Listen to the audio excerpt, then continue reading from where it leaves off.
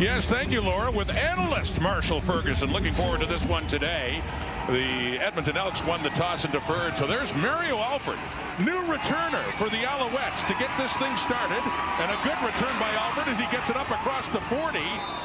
They let go Philip Brooks last week, brought Alford in, and good place to start for Davis Alexander, still unbeaten in the regular season, Marsh, 13-0. Yeah, 441 yards against the Toronto Argonauts last week, and said that he enjoyed the comeback, but clearly showed that they have a lot left on the table. He wants to start faster here tonight.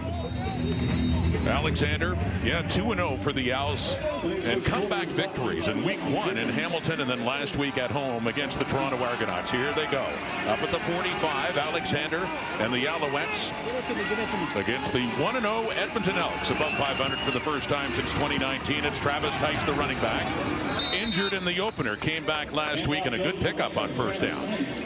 Alouettes starting offense here. Donnie Ventrelli in a right guard as Cyril Hogan St. Don chips into center after a 6-game injured list assignment there for Justin Lawrence with an ankle injury back in week number 1. I love the fact that Kasim Ferdinand gets a little bit of love here. 2024 second team All-Canadian in U Sports as he comes out of Carleton, and looking forward to seeing whether or not he gets some early touches in this one.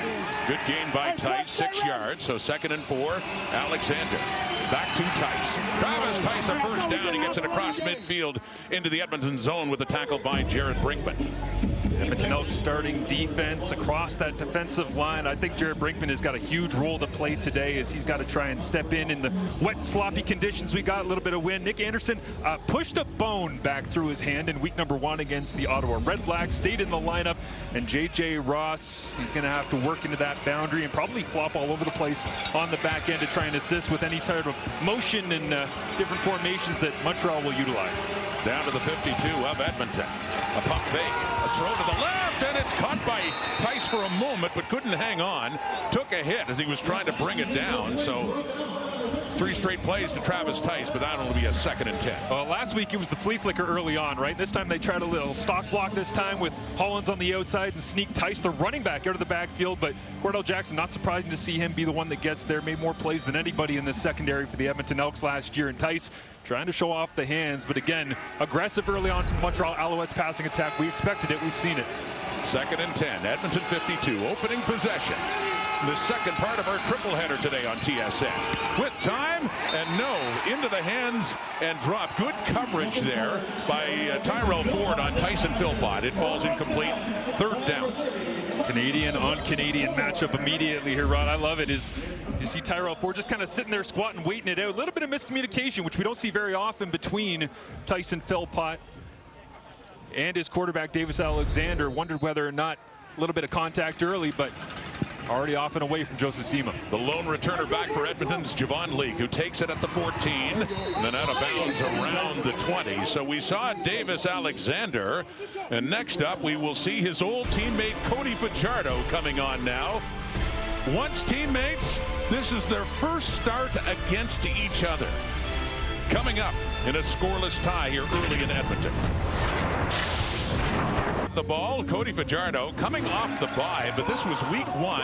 Marshall's seeing this game in Ottawa in the rain, and a good one for him, including a touchdown pass to Austin Mack. Yeah, not ideal conditions to begin the season for Cody Fajardo, but he made the most of it, certainly relying on Justin Rankin, who we'll talk about plenty throughout this afternoon here in Edmonton. But yeah, Cody Fajardo has a formula. He has a blueprint, right? He wants to throw for 250, 260, maybe 1 touchdown. He's not really into this 400-yard nonsense we've seen from every other quarterback in the league. Well, he's already gone against the Alouettes, did that last year, but you know he gets fired up against his old team. Faking the handoff off to the right and a little bit high as that falls incomplete, intended there for T.J. Luther. Yeah, trying to get T.J. Luther into the flats this time and open up a comeback route immediately off play action with the comeback from Austin Mack. And you love Fajardo here, the patience that he has, because he's got pressure right in his face from Daniel Wise, and he's one of the most accurate passers in the CFL with pressure on, but high and away, wind, rain, everything else sliding away. But I like the fact they're trying to get Austin Mack into it right away, because he's an honorary captain today.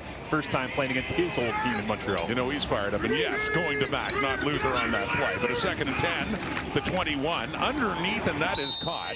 Shy of a first down, up around the 25-yard line, and that's for another ex-Alouette, Keon Julian Grant.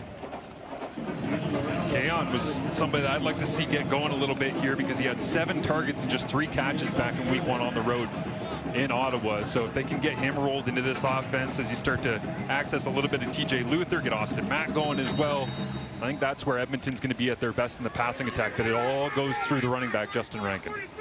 Mario Alford back as a returner with the Alouettes. He was there from 2019 to 22. He has 12 return touchdowns in his career with the Saskatchewan Roughriders a year ago, stepping out of bounds right there on the catch at about the 46-yard punt. How about Davis Alexander last week, right from the get-go against the Toronto Argonauts? I love the fact that Davis is hot from the very beginning of this game, but also before he even came out of the tunnel here today in Edmonton, he's already firing up all of his guys.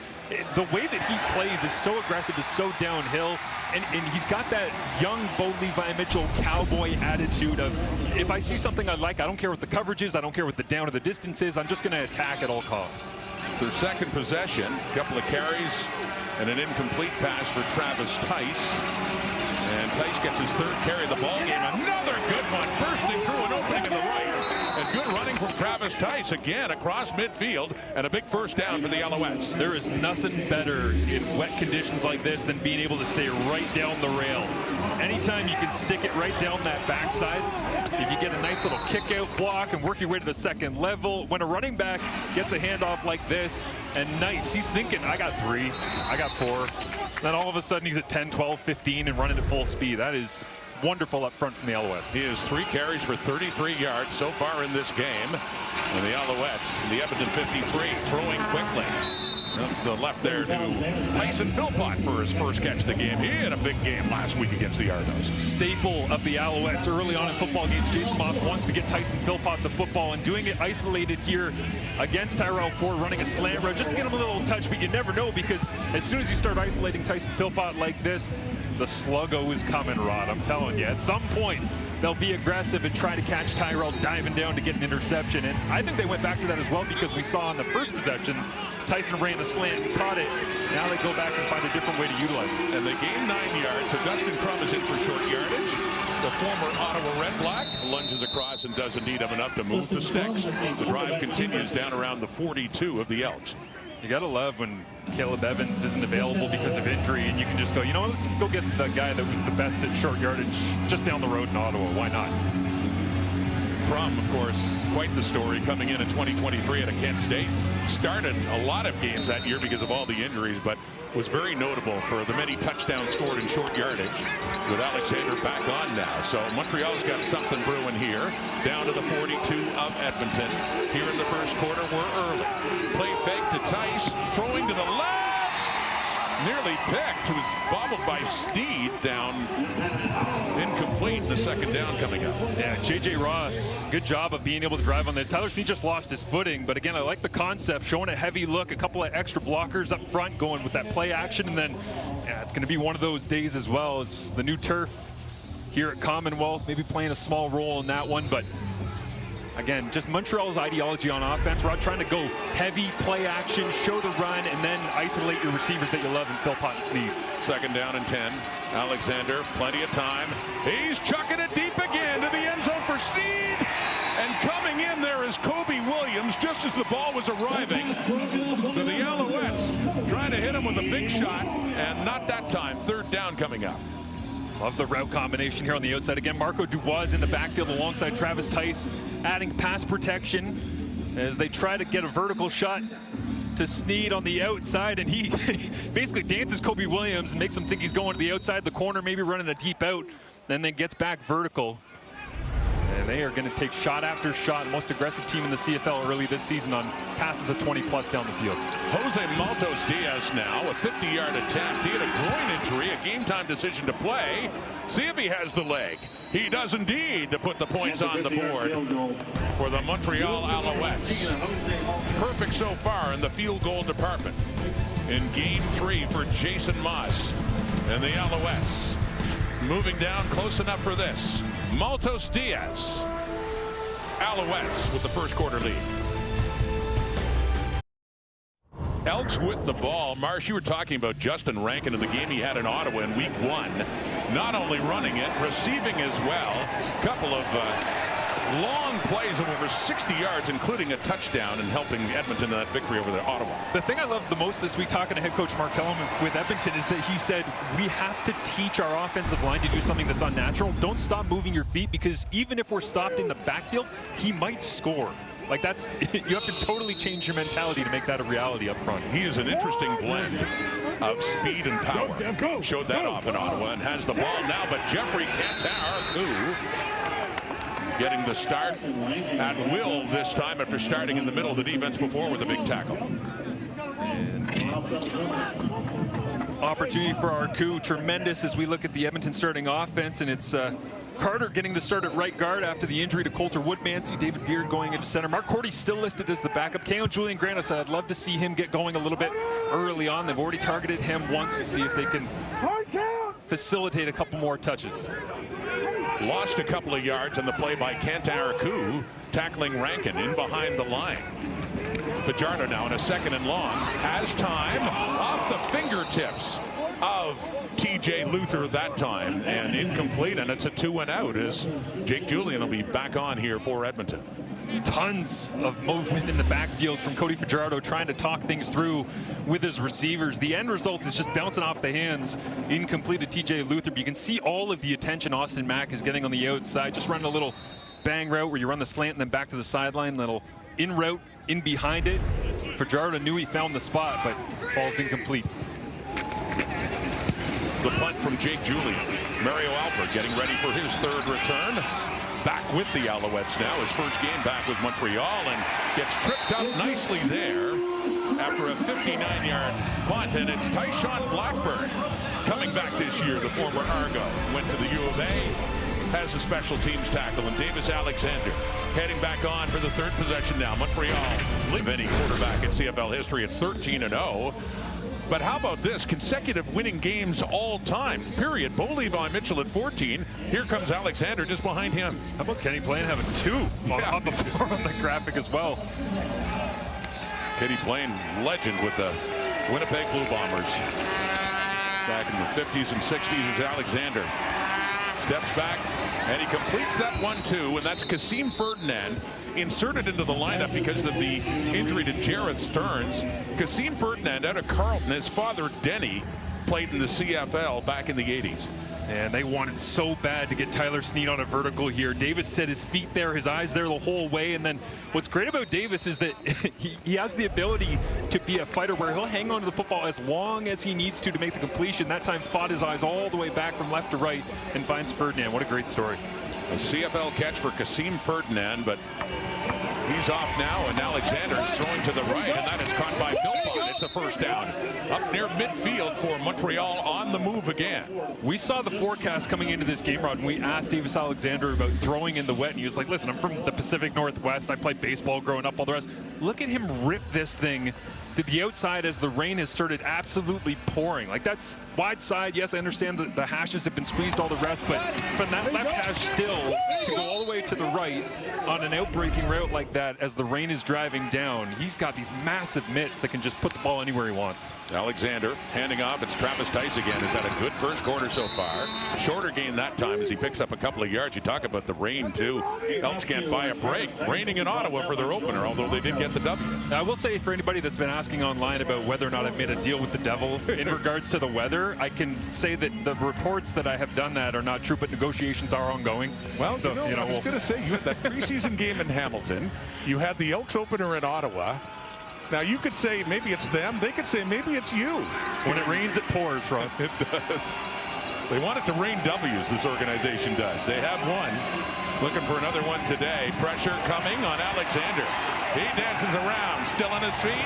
Wants to take off. He just shovels it off and completes it on the Elks sideline there. So, incomplete pass and a 3rd and 7 coming up here from Montreal. Yeah, the eyes all over the place, right? Like, just trying to, he starts over here, then he comes back here, and then he's eventually going to go here, and none of it's going to work. So, eventually, you just got to get rid of it. And smart play from Davis to pump and run and get away. And Malik Carney, one of the best players in this defense, also happens to be a tremendous leader since they brought him in free agency. Mark Kellum could not be more thrilled to have him helping that room figure out what it means to win.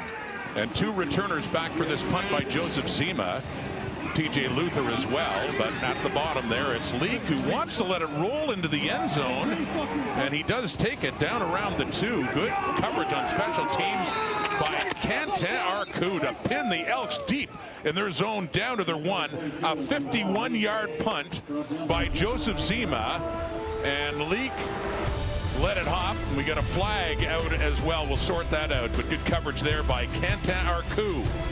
Of course, early last season when the Elks rolled through town, it was Trey Ford getting that start here at Commonwealth. Fajardo getting that emotional win later in the season, and of course, Alexander was on the shelf with that hamstring injury. Now, both guys very complimentary of each other, playing together in that 2023 Grey Cup victory. Fajardo saying that Davis Alexander is a sponge when it comes to the game. His football IQ is through the roof, and Alexander is saying that Fajardo is the mentally tough guy you see week in, week out, loves his leadership.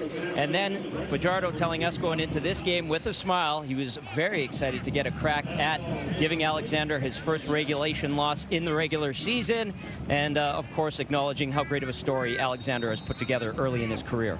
Yeah, Tom, it was funny when he was talking about it. Hey, maybe he could be the one to end this streak to start the career of Davis Alexander. It's a poetic league because it's a 19 league with a lot of players that know each other. And Cody, that was not lost on him. That, well, yeah, he's got all these wins, but I might be the one. So incomplete on first down. Here it is from his end zone on the second down play, and that one just sails out of bounds as well. So a 2-and-out again, and they're going to have to punt from their end zone. Down 3. And getting late in the first quarter now. I think this is the difference that we see in the mentality between Davis Alexander and Cody Fajardo, is that, like I said, Cody isn't necessarily a 350, 400, 450 kind of guy. He's not going to fight to the very death to get any sort of completion. He's going to accept the fact that the clock is running out. I will throw it away. We'll play another down. Whereas Davis, you saw in that last possession, yes, he throws it away as well, but he does it after going from 1 to 2 to 3 to 4 to can I run to, you know, it's just a different mentality. Different styles. Two former teammates. The punt there from Julian is a good one. Down to the 45 of the Owls from Mario Alford, who breaks a tackle, and he gets it across midfield. So again, in this entire quarter, the Alouettes have been able to venture into the Elk zone. They'll start inside. We'll say big this summer and stream the hottest shows, movies, HBO exclusives, and select sports now on Crave. You can scan the QR code on screen and get 40% off Crave with a premium annual plan. You miss reading these? I got to admit, I thought I was supposed to read it. Marshall Ferguson. Got nervous. Our resident Shohei Ohtani. Well, you got a regular spot in the rotation, and now you're taking some at-bats. So. You keep saying I'm Shohei because I can do, you know, everything. I think we need to realize that Shohei Ohtani is Babe Ruth at every position. Okay. Yeah. Well, I think you're doing. I'd be happy with like a Davis Schneider, maybe. Yeah. There you go. If you, you can pitch and take a regular at-bat, and I know you've done analysis before, and Grey Cup radio you did color with myself and Dustin Nielsen did. It was awesome opportunity to call the game in which Tyson Philpott scored the big game-winning touchdown for the Montreal Alouettes. The injured player is the long snapper. That is Luke Burton-Cron, injured on that play, the punt and the return by Alford. So he heads off, and it's Montreal football with a 3-0 lead. They're at the Edmonton 52. Under 4 minutes to go until first quarter time. Back to Travis Tice. And Noah Taylor coming in, or excuse me, that's Nick Anderson, middle linebacker, coming in with the tackle.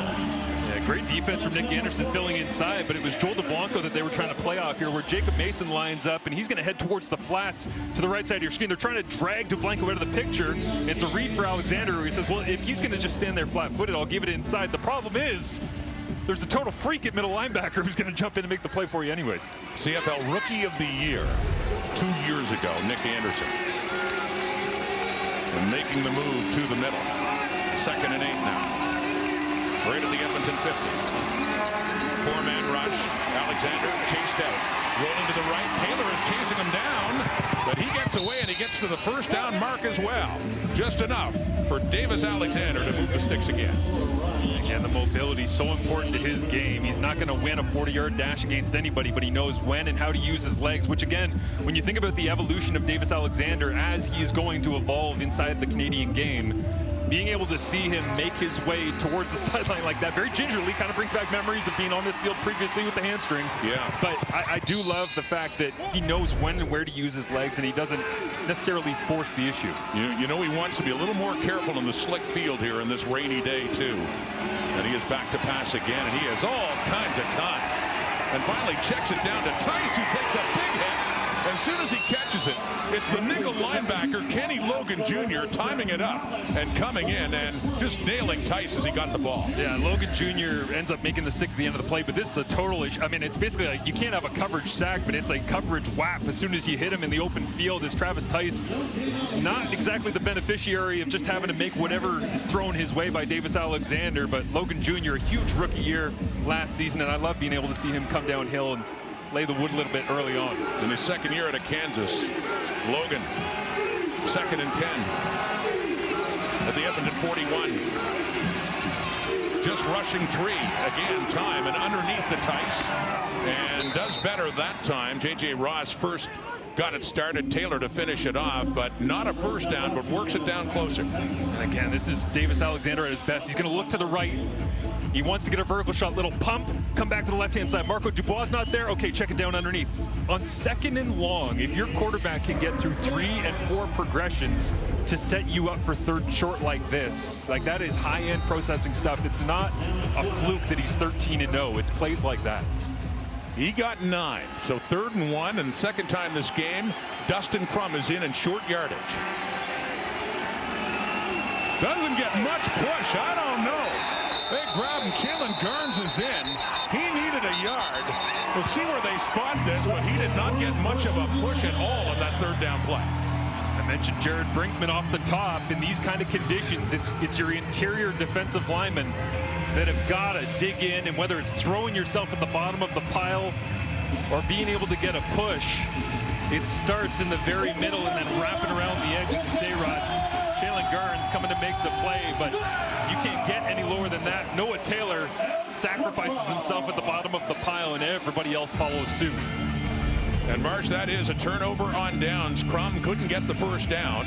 In fact, probably lost a half yard, or right around actually the 32. So about the same. Edmonton offense, bottom line, is back on the field now. So big turnover going the Elks' way. They take over outside the 30. They're down by 3, final minute of the first quarter. Off to the left for Austin Mack. Fajardo to Mack. How many times did we see that combination?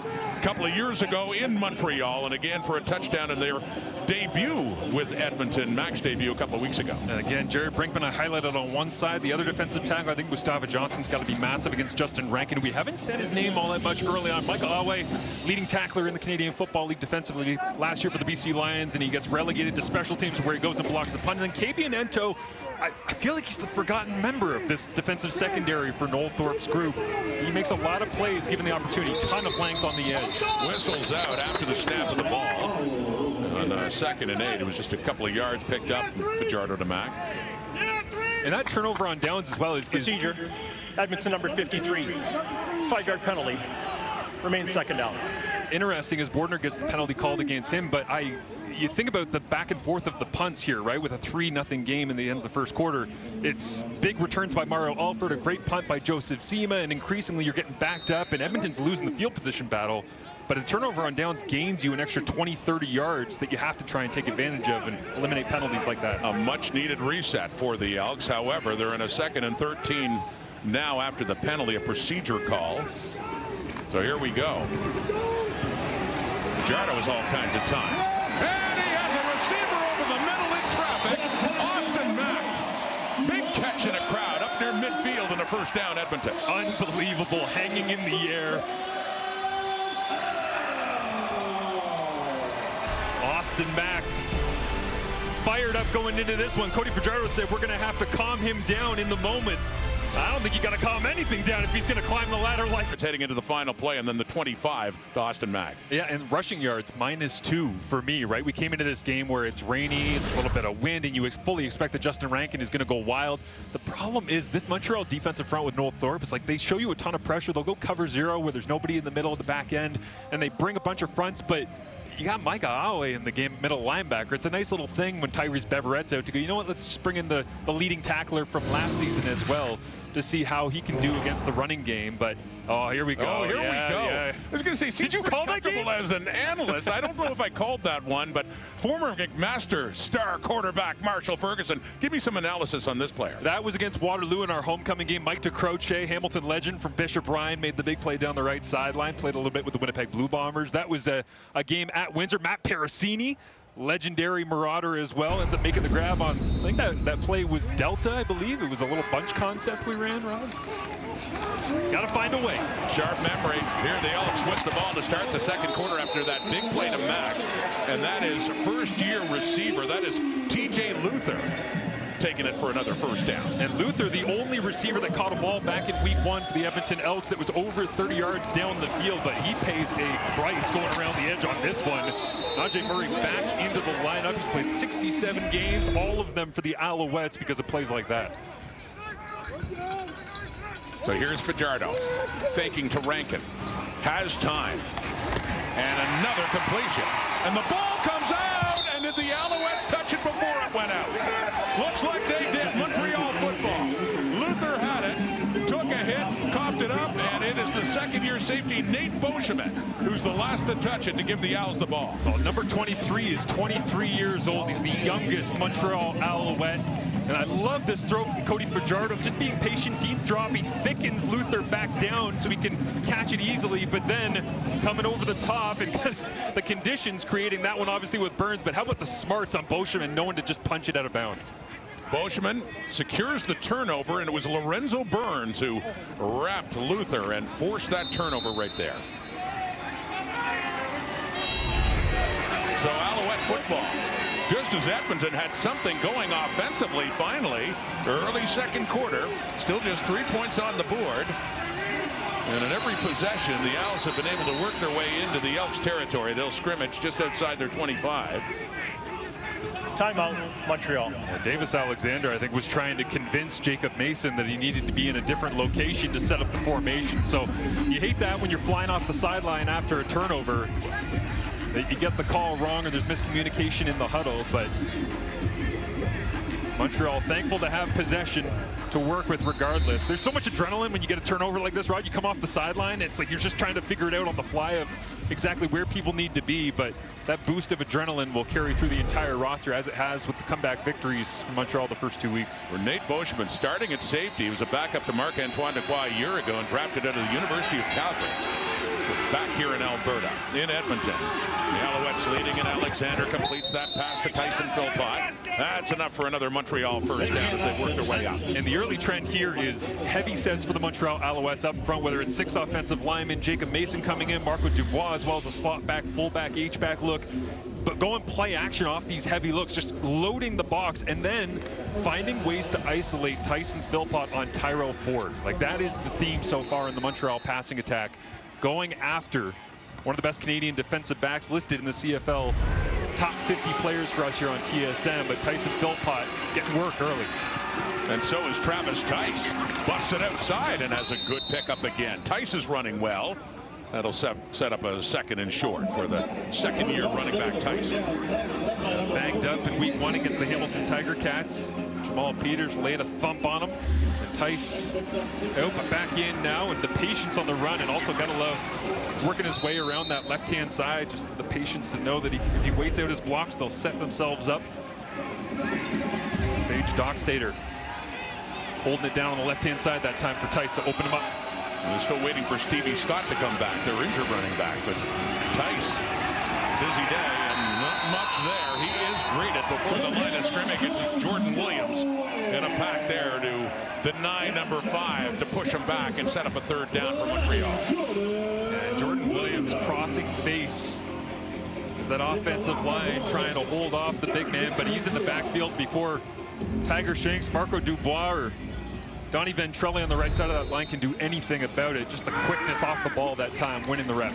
Zima to punt. Pressure's there. They nearly got to him. Javon Lee, lone one back, and right at the sideline, they whistle it down. He stepped out after catching it. A 51-yard punt. Barely gotten away by Joseph Zima. Edmonton football. They were moving the last time they had it until the turnover. The Edmonton Elks come in at 1-0, and it has been a while since they've had a winning record. In fact, 2,466 days. Got to go back to just after Labor Day 2019. It was amazing to see Mark Killam coming into week 1. The whole story was, do you feel better in year number 2? Does everything feel more like home? It's like, yep. So then they get a win in Ottawa, and the question becomes, so now what do you do after a bye week coming back? And he basically said, we have an expectation to win in the building, but we had so much stuff we had to clean up from week 1. Like, he's never going to be satisfied, right. But that's the mentality you need if you want to win more than just a week 1 game. For Mark Killam in his second year as the head coach in Edmonton. There's Justin Rankin. Ran so well against the Red Blacks 2 weeks ago, and that's his best carry of this game. Yeah, TJ Luther working on the right-hand side this time. As you see 88 right there. He's going to work his way up to the second level, but it's the right side of that offensive line blocking down. And then again, just enough of a love tap that time on the edge. Wall Uguak, I think, making contact with Brendan O'Leary, Orange, the big body free agency addition. But I love how the receivers in both of these offenses work down the field because they know the mentality is if they're going to be on the field, they have to.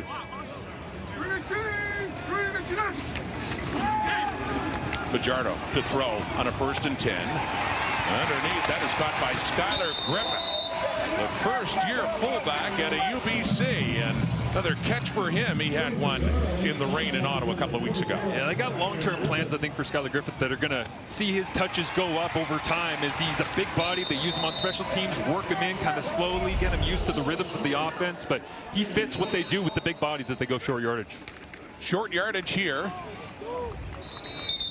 Looks like enough for the first down for Edmonton. And Cody Fajardo staying in to carry the rock.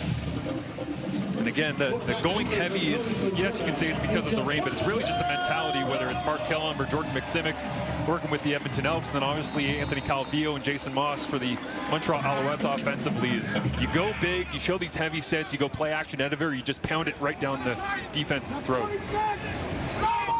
So a 1st and 10. They're at their 34. They're down by 3. Mike Alway coming in, get the hands up. He got it off to Rankin, though. And Rankin, not just the carries, it's what he can do after those short passes and the yards after the catch with a flag coming out on that play. This is a hard one for Jeffrey Canton-Arcou, is that he's trying to cover Justin Rankin out into the flats, but you're going to end up having the fire come off the edge over from this side, and as it does, you know, you widen the release, but now Canton-Arcou has got to track the whole thing down and make coverage. So, I mean, Justin Rankin, one of the best players in the Canadian Football League in the open field. Tackle, Montreal number 9. We'll add 15 yards into the play, and it's first down. As announced by the referee, Tim Croker, tack on 15 more on that horse collar tackle by Canton-Arcou. I love when we were talking as well as we see the horse collar tackle here at the end of the play from Canton-Arcou, just trying to catch up to Justin Rankin, which is not. He's got his hands on the top of the nameplate, which qualifies for the penalty. But I love this week when we were talking to Rankin, and he said, I don't train as a running back. I train as a football player because my dad told me the more I could do, the harder it will be for teams to take me off the field. So here come the Elks now, inside the Alouette 50.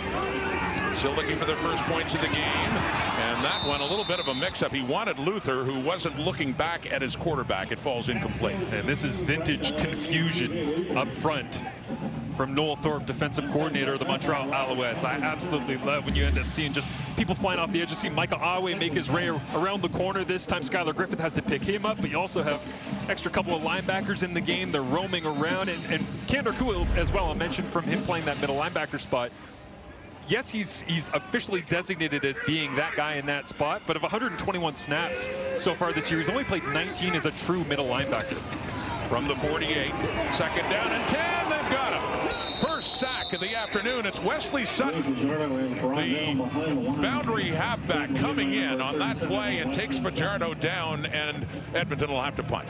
And again, you start going through what Noel Thorpe is doing defensively and trying to line people up in strange places and personnel packages, 4 across the board up front. But you're going to end up seeing Wesley Sutton fly in from the secondary as they drop out a defensive lineman.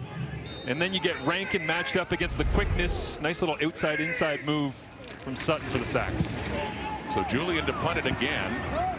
And off the hop, Alford watches it bounce and picks it up at the 8th. Mario Alford, an Alouette once again, and tackled there, and a late flag too. And a late hit being called there against the Edmonton Elks, Tyshawn Blackburn. So tack on more yardage for the Alouettes to start. But the Montreal defense gets some heat on Fajardo. Wesley Sutton coming in.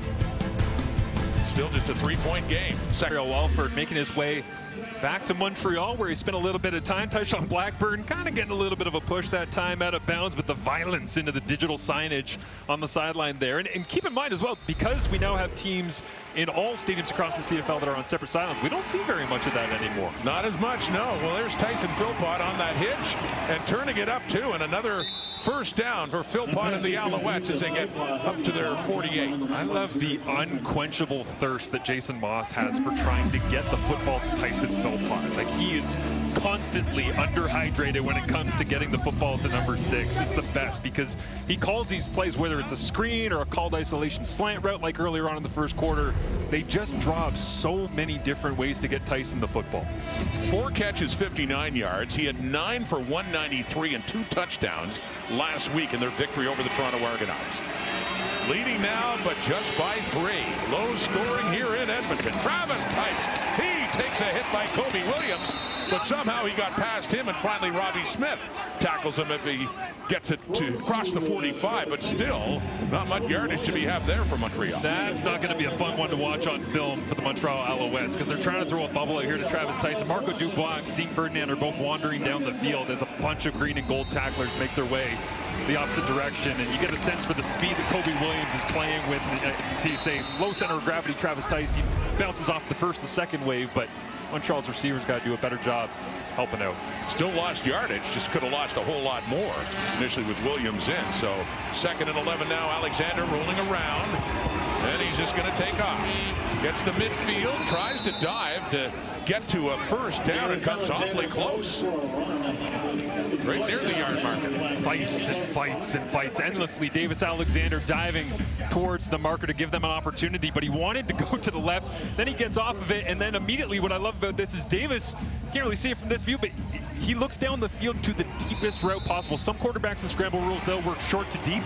Davis works, as soon as he breaks in, he goes, where's the white jersey that's the furthest down the field that I can try and find? We just saw that from Chad Kelly in the first game of the day as well. He has 2 carries for 20 yards. That's enough for a first down, 2 march to the Edmonton 52. Play action fake. And then off to the left, lofts it over, it's caught. Alexander Hollins bobbled it, hung on to it, has his first catch of this game. And Hollins, who spent some time with Edmonton, has another first down for Montreal. Love this design from Jason Moss and Anthony Calvillo calling the plays. You're going to go 3 blockers back here, just a 3-man route. And then we see the climbing route. The great thing about this as he crosses the field from Alexander Hollins is watch the way that Davis just fades him to the open spot.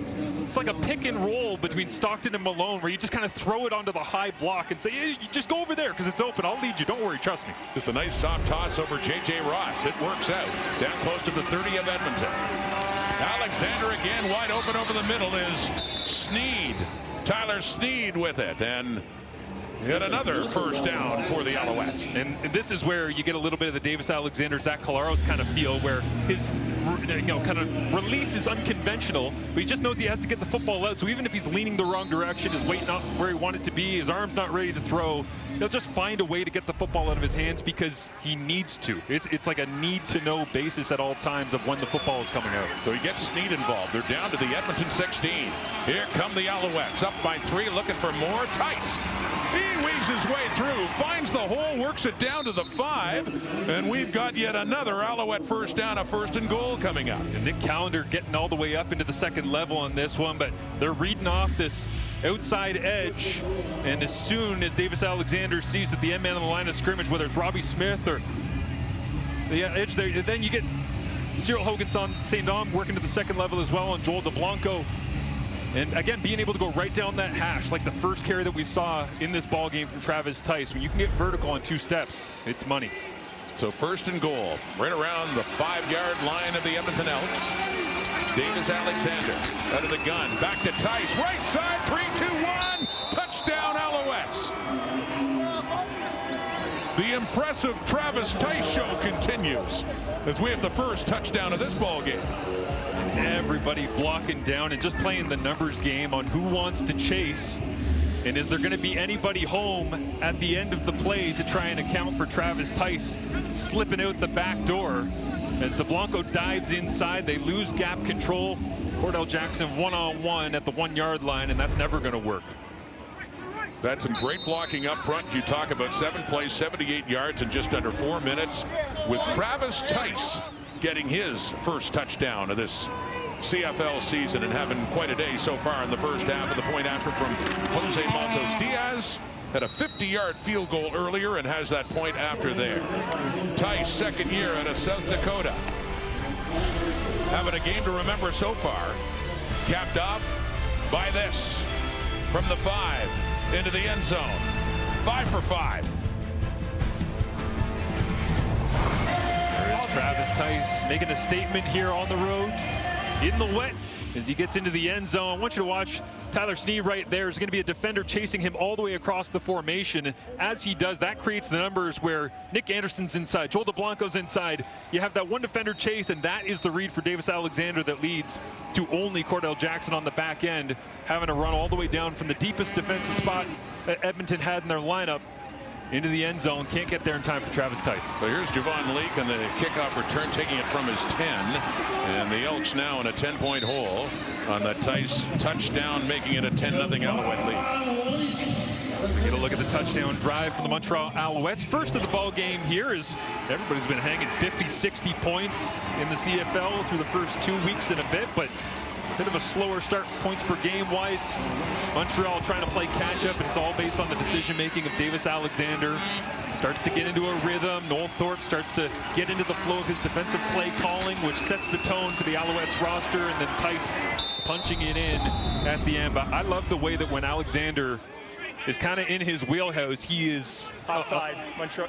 Edmonton number 81. 5-yard penalty remains, first down. Little check down here, a little crosser there, a little sideline route. Now I'll use my legs. Now I'll take a shot down the field. Now I'll manipulate the line of scrimmage. We'll change personnel packages. Like Jason Moss has handed down his mentality to his quarterback as he's always done. And I like the way that he kind of is imprinted on Davis Alexander. That, you know, when we're at our best, we're doing a little bit of everything. And Edmonton starting 5 yards further back. Zach Mathis jumping early, so they had that offside call, so it's a 1st and 15 now. Back at the 32, Fajardo quickly to the right, and that is caught by Brendan O'Leary Orange, the ex-Ticat, with the ball up at the 41. He's doing some of the dirty work. Easy completion inside towards the end of the first half. Run a little hook, tee it up. Fajardo, easy look off to his right-hand side, just trying to see Micah Awe expanding, but gets a little bit too vertical. Opens up the throwing lane. Fajardo loves the easy completions underneath to set up second and manageable. A lot of changes to that Edmonton receiving core from one year to the next, with Mack in and Josh Cephas too. Talked about Luther and O'Leary Orange, now a 2nd and 6. The pass again, deeper, deep shot to the right. Coverage is there off the fingertips and down. And they're playing out here with Boscheman with the football. He forced a turnover before, being the last to touch it for him. It headed out, and Montreal football now. A flag is out on that intention to Luther, but Boscheman again with the ball. Yeah, that Montreal sideline fired up as you get a look at during the return after the interception, made a foul, unnecessary roughness. Edmonton number 57. 15 yards out at the end of the play. First down, Montreal. little help from his friends. Wow. So that bounce around never touched the ground and scooped there by Boscheman on that pass intended for Mathis. And again, like the thing that really creates this to me is Noel Thorpe confusing the heck out of the left-hand side of that Edmonton offensive line, because he lines up with a bunch of people blitzing, bails them out, brings a blitz from the secondary, and so Fajardo says, I don't know what's going on over there, I'm just going to the right, and then throws it up into double coverage because you're just forced to go away from the confusing picture that Noel Thorpe is presenting. And then a roughing penalty after that, unnecessary roughness, 15 more yards tacked on. So the Alouettes, 10-point lead, back to Travis Tice, scored the touchdown in this game, and they're already in the Edmonton zone, a short pickup on first down. And when Nick Anderson hits people, he's not the one who goes backwards, ever. Just the way that he finishes every tackle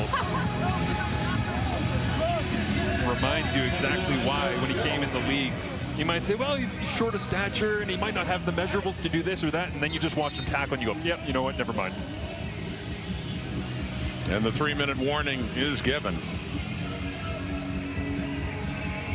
And right now it's the Alouettes looking to improve to 3-0. They have the 10-0 lead late in the first half. All of a sudden, the offense have come alive for the Montreal Alouettes. We'll have more on that, obviously, coming up here at the half. And Milt, good job, buddy. Thank you. Yeah, Roll silver.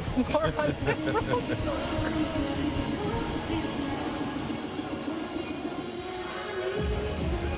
Is Milt taking on a new role as well? This is for changing roles today. Laura Dyken in the studio. That's coming up. And yeah, the script, that's one great thing about the CFL. That script can change in an awful hurry, can it? Any given moment. Here's Davis Alexander.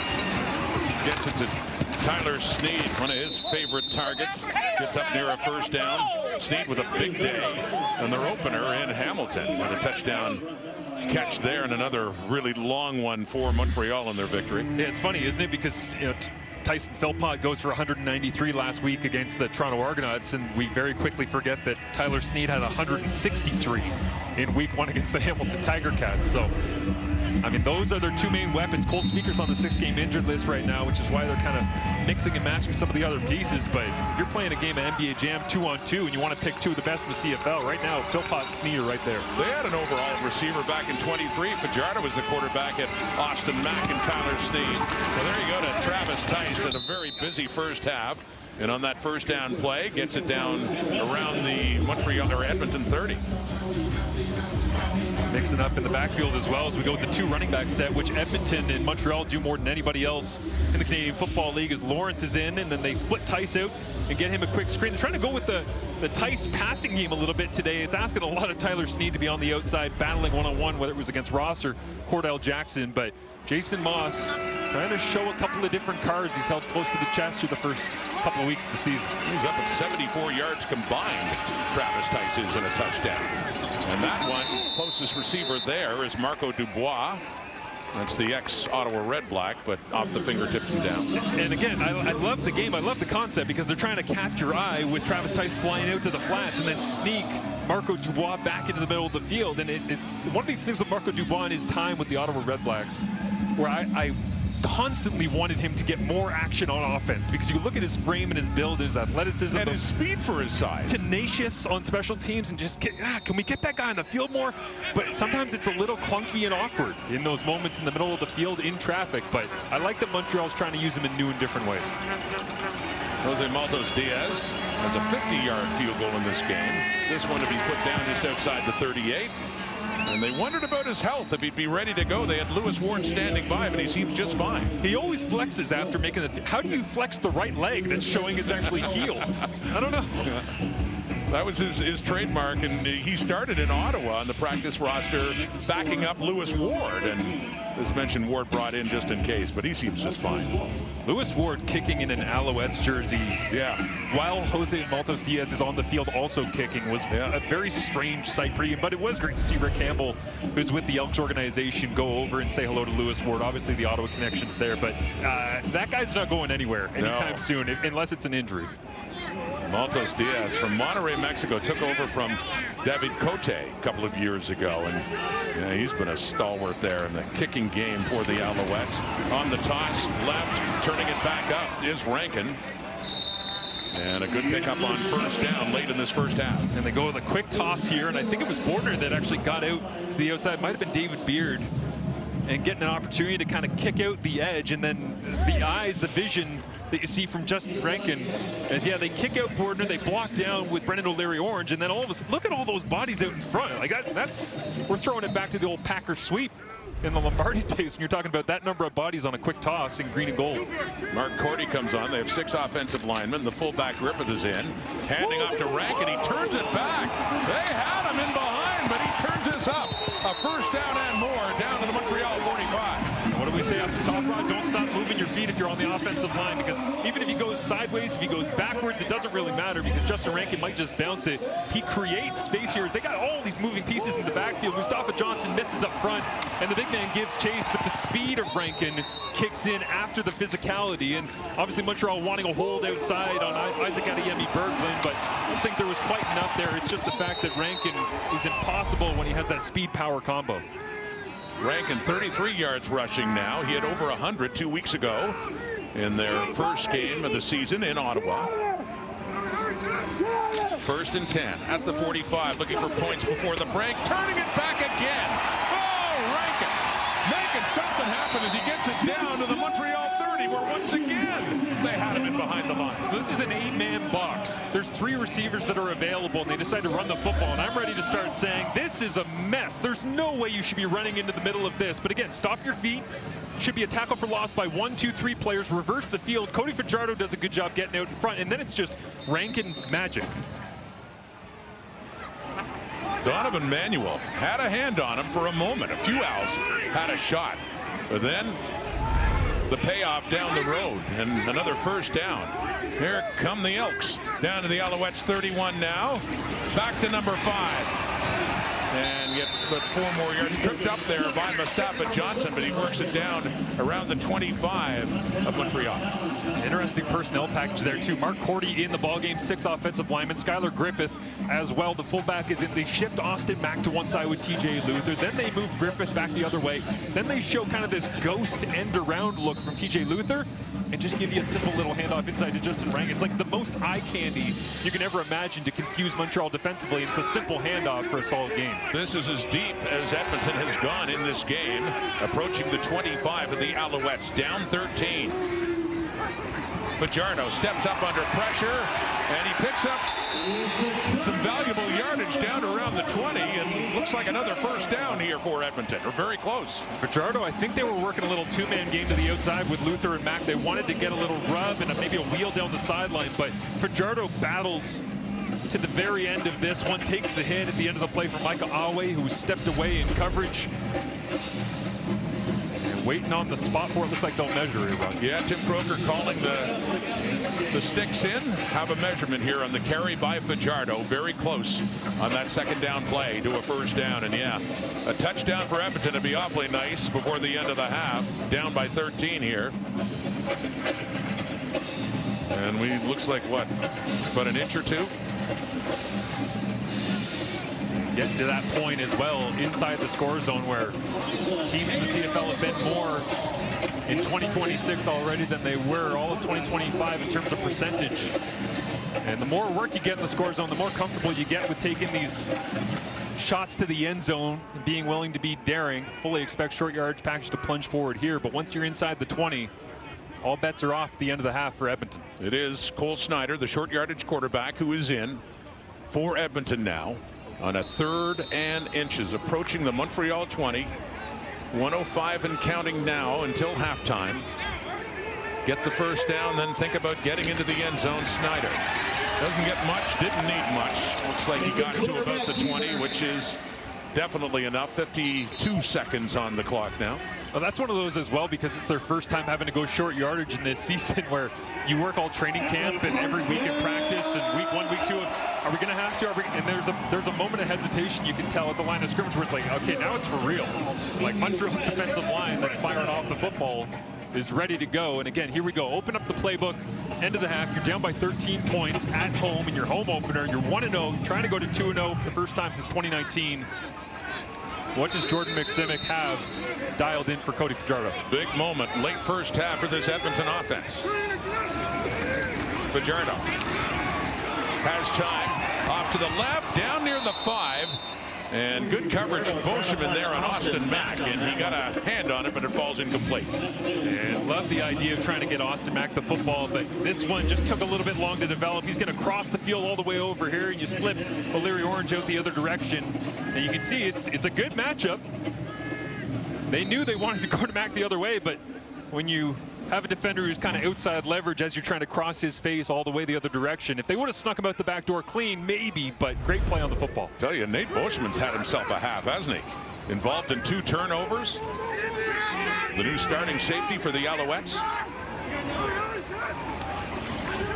2nd and 10. Montreal 20. Off to the right. Keon Julian Grant trying to keep those feet in bounds. He does. And another first down for Edmonton. Whether you want to call it a fly and die, a little hang route, whatever your terminology is, Keon Julian Grant, the master of just hiding along the sideline that time. Great pre-snap battle of the minds with Cody Fajardo against Noel Thorpe. Used to be practice reps. Now it's in the game for the first time with Cody getting an opportunity here at home to play against Montreal, but just taps that left foot down, sneaks the right one in as well. And we have a 1st and goal at the 9. Here we go. 34 seconds till halftime. 13-0 Montreal. Elks knocking at the door. Pressure coming. Quickly gets rid of it to the end zone. Touchdown. Austin Mack has his 2nd in green and gold. A flag is out, but it doesn't look like it'll matter. For the 2nd time this season, it's Cody Fajardo to Austin Mack. Montreal number 23, penalties decline. Result of the play is touchdown. In the back right corner of the end zone. This time it's at home against the team they used to play for in 2023.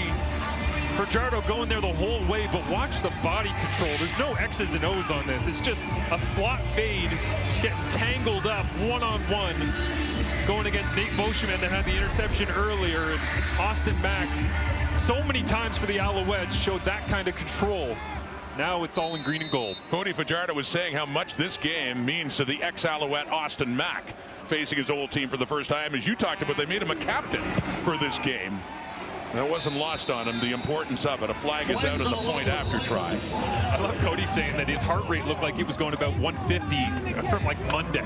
It's like the second he realized it was Montreal week for the first time getting to play against them. But again, just a simple slot fade, like being able to basically, Cody identifies, there's the coverage, let's go after this guy and just let Austin do what he does, which is find the football in the air and adjust to it. It was a great combination with Montreal. They won a Grey Cup together with the Alouettes in 2023. Montreal. Penalties decline. Convert is good. So as Tim Croker says, the point after is good now, but Fajardo to Mack. Saw it with the Owls, we're seeing it with the Elks. Love the little wide, and as soon as you get kind of inside, not even really that much of a stick. Like I say, this is just, that's school ball type stuff, right? Like that's, you're playing with your friends, you're playing flag football like Paul Lapalisse and Team Canada, and all of a sudden you say, I want to go ahead and attack this player. And typically, you know, you get a young free safety, 23 years old, Nate Beauchemin, you say, well, we can go after this guy and beat him in man coverage, whatever. I think they have a lot of respect for Nate Beauchemin. I just think they have more confidence in Austin Mack. They combined for a touchdown in the Grey Cup back in 2023, and he made a ridiculous catch in that Grey Cup game, by the way, to start the second half on a 3-play drive that got them right back in it against Winnipeg. The little back shoulder one, I believe it was, right? That they were kind of fading his way towards the far side stands away from the booth in Hamilton. And I love the way that Austin Mack is so unassuming, right? Like he doesn't have this massive, it's kind of like Kenny Lawler with the body control. It's like you just jump and you float and the body twists, and it's a great skill set to have, and it matches perfectly with the way Fajardo can locate the football. Well, they let him go back in January before his bonus kicked in, and he said, you know, he was fired up for this day against that team. Austin Mack, a touchdown against the Alouettes that has got Edmonton right back in it with a half-minute to go until halftime. Here's Mario Alford, the new returner for Montreal, and a good tackle as well.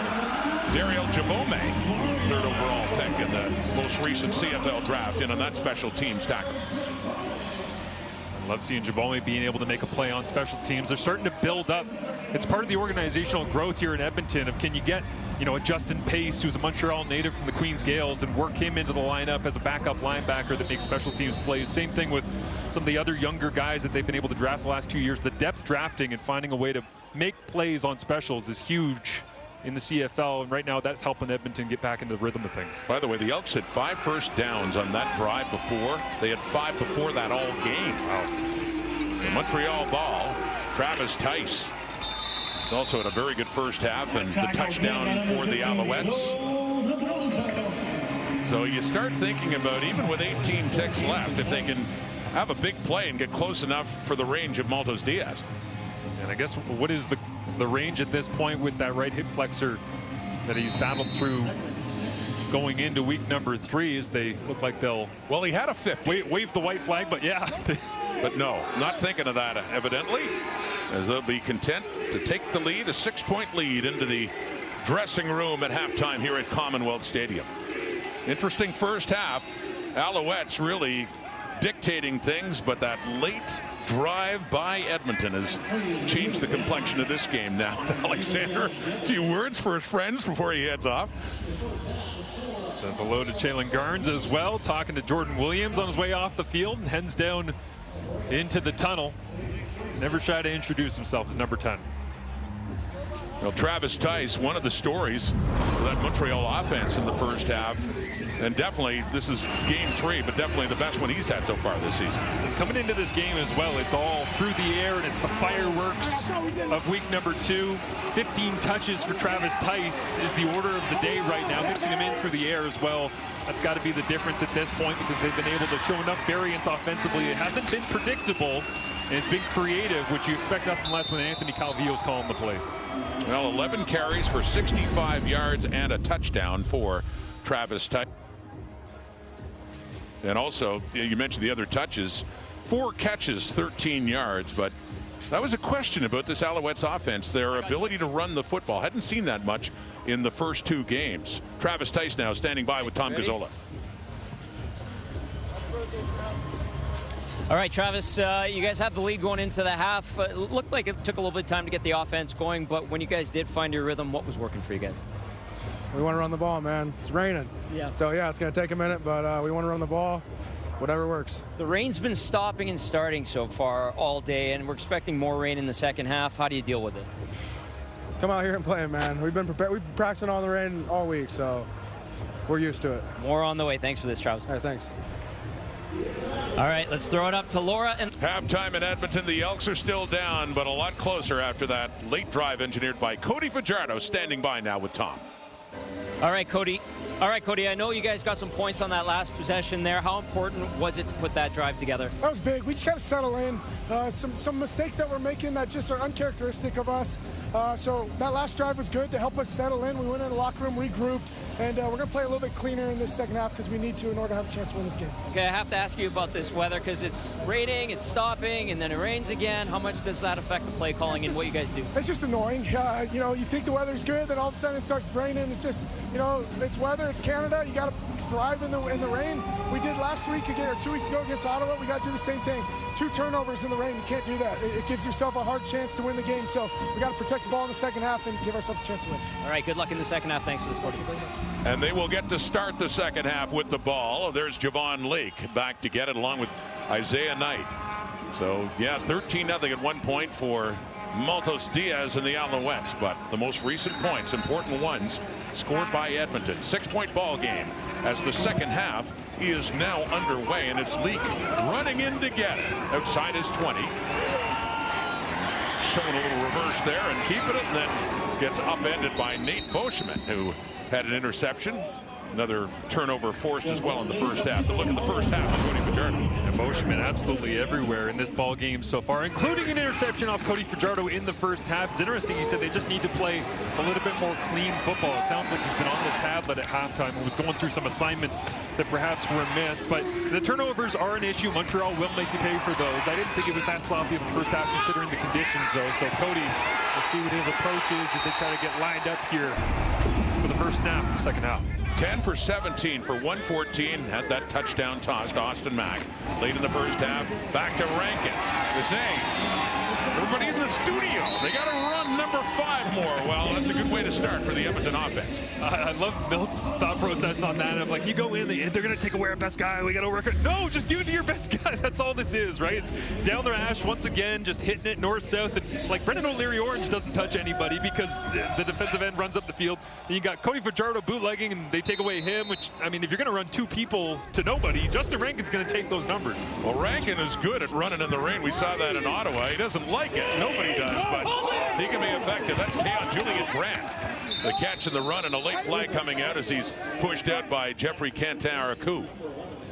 Looked like a hold out on the receiver that time, trying to spring Keon around the edge, which again, I like getting him the football in a variety of different ways. 10-yard penalty, remains first down. as Keon bounces out, I think you're going to see it just on the inside slot back, getting a hand hooked in. That's the outside. Yep, it was. Looks like Austin Mack out there, but an excellent job of knifing, I will say, on the defensive back Burns that time, because as soon as you do that to a receiver who's trying to set himself up, he thinks he's just going to sit there and settle in, and all of a sudden you fly towards the football and force the issue. So they're pushed back to the 38. It's a 1st and 20 now. Fajardo and the Elks. And throwing off to the left, and that is caught, and turning it up is Luther. TJ Luther, first-year Elks receiver, getting up close to the Edmonton 50. Get an opportunity to see some of the screen game coming alive as the wind and the rain starts to filter its way back into the annoyance of Cody Fajardo to start off the second half. But look right, come back left, and get it out. Justin Rankin gets involved in the blocking scheme, trying to sneak extra offensive linemen out in front down the field. Can't get there in time, but this Edmonton Elks team loves running screens just like Montreal does. Jason Moss, always been a part of his offense. 3 catches, 42 yards for Luther. He had 5 catches last week in Ottawa. Under pressure, Fajardo running around. He dumps it to Rankin, but he goes out to block for him. And a nice block on Micah Alway by Cody Fajardo. And a good run after by Rankin. However, there is another penalty.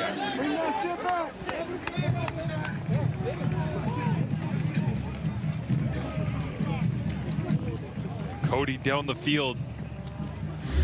A couple of different times in this ball game, he's got out in front Directional conduct of Rank. Montreal bench. 10 yards out at the end of the play. It's first down. And Montreal maybe calling for a legal forward pass or something that the officials didn't like on the sideline there. Cody wearing it from Mustafa Johnson as well, but hey, if Seven's going to go for a jog down the field, he's free game. Fajardo with the escort for Rankin there, and Jason Moss unhappy. They just got a bench penalty, if you will, objectionable conduct. So tack on 15 more. They're down to the Alouette 36. Opening possession of this second half. And a first down. Down 6, but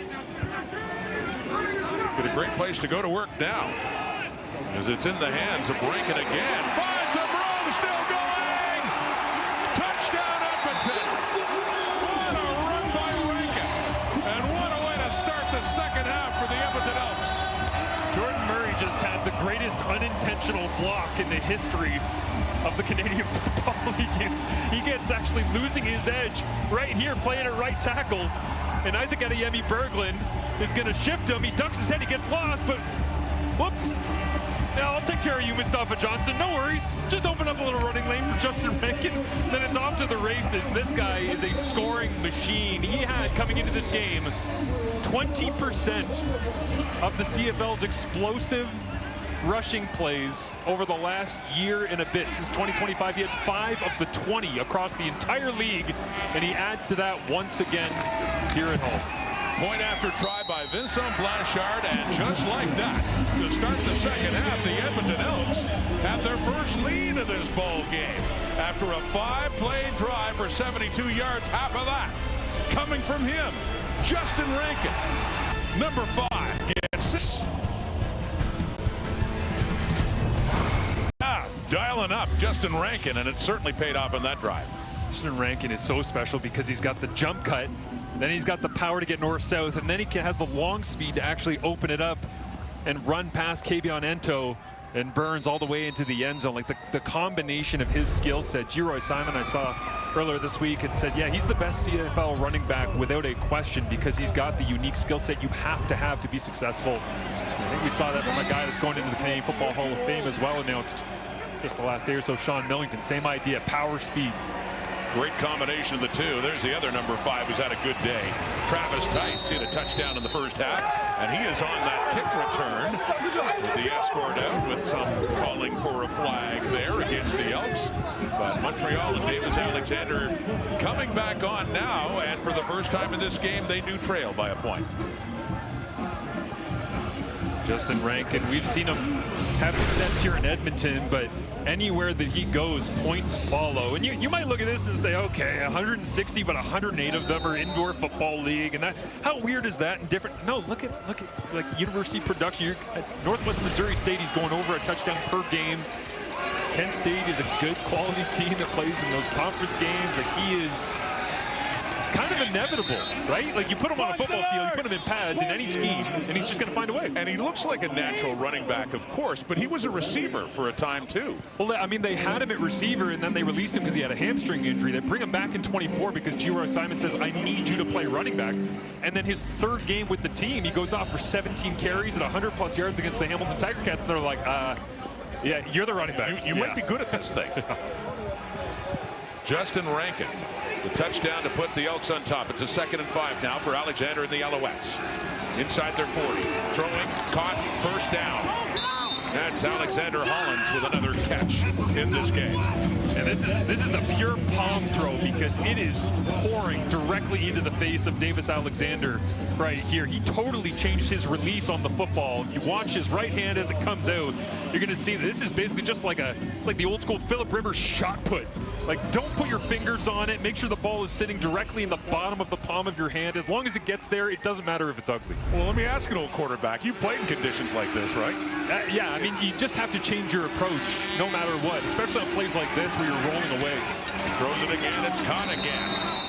And Cassine Ferdinand, his second catch of this ball game. Young Ferdinand's second year out of the Carleton Ravens program with the rain pouring down. But again, with Davis Alexander, like we just talked about how it was such a hard thing to just throw a little curl route. Now you're rolling to your left. You have to square up your hips and still get pace on the football.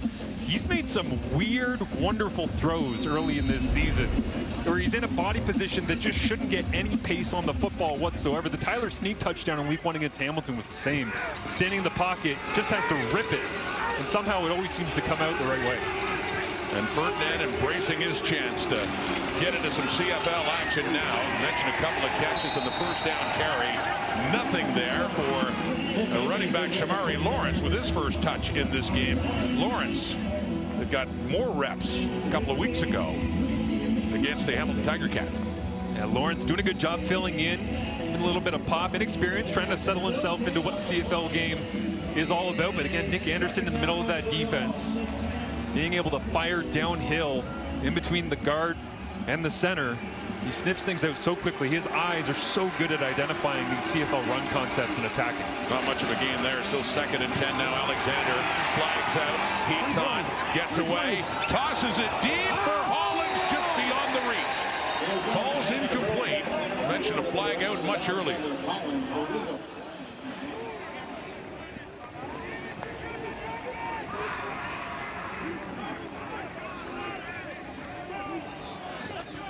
Procedure. Montreal number 15 was moving at the snap. Penalties Clyde. It's 3rd down. It might be good that it fell incomplete because that one would have hurt more for Hollins if he would have been making the big diving catch and missing it. But I love as well Davis Alexander, like his dad was a rugby player, and when he breaks the pocket on this play, he tucks it like he's running, and he looks like someone's just breaking free, but then immediately his mentality switches back to find the deepest target possible. And so Joseph Zima to get it away inside his 50. A little more heat on him as well. The Elks have been doing that. And Leak watches it roll, and that's a wise decision. It goes into the end zone and rolls out of bounds, so they don't give up the Rouge, and they get the scrimmage from their 40 after that 51-yard punt by the 3rd-ranked running back in the CFL and TSN top 50, in behind Brady Oliveira and Diedrich Mills. Justin Rankin going back to what he does so well, getting downhill, being creative, reversing field, demanding that his quarterback Cody Fajardo gets out in front, gives him a little bit of love as well. And his touchdown that we saw just a minute ago, 36 yards, which totally fits because his average touchdown length over the last 2 years, 36.7 yards. That's incredible. It's right on the really dot, is. right? And he also told us, man, it's June. What's up with this rain? Well, yeah. Justin, here's the hardest rain of the day, and you got the football again. I was going to say, he doesn't seem to mind it. He does mind it. He told us that. He hates it. But he seems to do well in it, like he did in Ottawa a couple of weeks ago. The way he was talking about it, you'd think he was like a California kid or something that just despised having to play in anything other than, perfect 80 degrees and sunshine or whatever. But, yeah, he says he wants to make people miss in the open field, not run through them. And when you're playing in the rain, you kind of got to run through people. He says, I just do it because I have to, because I can, not because I want to. I choose to play this game a certain way, but the rain demands a certain style. Now at 105 yards on the day on the ground.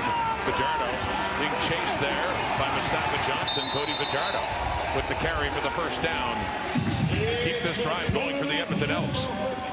Twist up front. They kind of run themselves out of their pass rush lanes here as Isaac Berglund ends up kind of flowing himself down inside. You got loopers coming this way and all the rest. And as Fajardo breaks out, it's just an impossible assignment downfield for Najee Murray because Fajardo's going to outrun Mustafa Johnson. But as soon as Murray turns his back, I mean, the rain and the wind is at the back of the Elks right now. It's driving, but certainly changing the feel of this offense. And now this one slides out of the hand of Fajardo. That's Luther, TJ Luther, and he got up after the catch. They were scrimmaging right at midfield, and he's got a good pick up there for a 2nd and short coming up. And Rankin did say to us about the game in Ottawa, he said the raindrops were huge. I've never played in a game that wet. I guess he hadn't played in Edmonton for a home game in 26. He didn't have to wait long, did he? To find something either comparable or worse with this rain just still beating down. They're trying to get the ball out of the hands of Luther there as he was down when he caught it, but got up. And they mark it after an 8-yard pickup, so a 2nd and 2 ahead here. Momentum has really swung since late in the first half in favor of the home side. Play action pass coming here, Fajardo, and tied up was Mack. Got tied up with an Alouette defender. A few complaints about that, but he heads back 3rd and 2 here. And this one's going to hurt for Cody on film. It doesn't matter if you're watching the end zone cut or the all 24 or whatever. Like, and you can see his hand. He's saying, "Sorry, man. I thought you were going to go high." Cody was thinking that Austin Mack was going to come out and run it this direction, but he ends up throwing it too high as Mack runs it thick all the way across the field and just not on the same page. But also, the bigger problem more so than the rain when you're running a route like that and trying to be on the same page, even if you have great chemistry like Mack and Fajardo do, the wind just pushing the football around here at Commonwealth. This is a 3rd and 2 at the Montreal 47, so a big 3rd down try here to Rankin. He breaks free.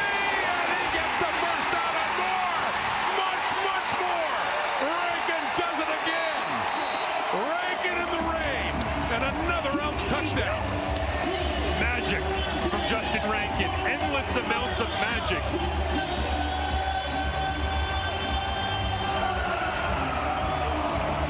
Great job by Cody Fajardo playing through it. But in the backfield, if you're Montreal, you're all over this. They fly it down. You're thinking, well, I'm just going to hand it off and we're good, but the numbers aren't there. You make Najee Murray miss. Then you make Isaac Berglund miss. Then Fajardo gets just enough of Murray. Out the back door goes Rankin. And we've talked about the power to speed combination. If you can beat a defensive lineman with your quickness, you can run through the arm tackle of your outside linebacker, defensive back in Najee Murray, and then you can outrun the rest of the defensive backs as the extra point here gets chopped wide. Yeah, it was bobbled on the hold in the rain. You could tell slick football trying to get it down, but no. So the kick goes wide, but it's a 7-point lead by Edmonton nonetheless. Justin Rankin made a point of telling us he hates the rain. Not anymore. Maybe you should hate it a little more often. 2nd touchdown of the game. Justin Rankin, 1 touchdown back in week number 1. Had to take a week off of the bye, but now he's back and in the end zone twice as we see this play once again. Najee Murray up high, Isaac Berglund. They both play high. That should mean that the quarterback is going to give this and just gash it right down the hash. Excellent block up front. If you pause right there, that tackler should make the play. If he doesn't, this guy needs to make the play. And I don't understand how Justin Rankin slithers off both of them, gets the block from Fajardo, and then turns on the Jets. And to be fair on the other side for Noel Thorpe, he did say the biggest concern this week was tackling. Yeah. But in these conditions, I mean, everyone is so slippery. And how many plays have we seen? A couple late in the first half where they had him in behind the line of scrimmage. That play, by the way, that was a 3rd and 2. Yeah. Goes 47 yards for the touchdown. Rankin with 4 carries for 99 yards in the second half. Here we are, barely halfway through the 3rd quarter. Here's Mario Alford on the kick return. And a great tackle coming in there. That's Richard Gibonor inserted into the lineup for Edmonton, and a great special teams play.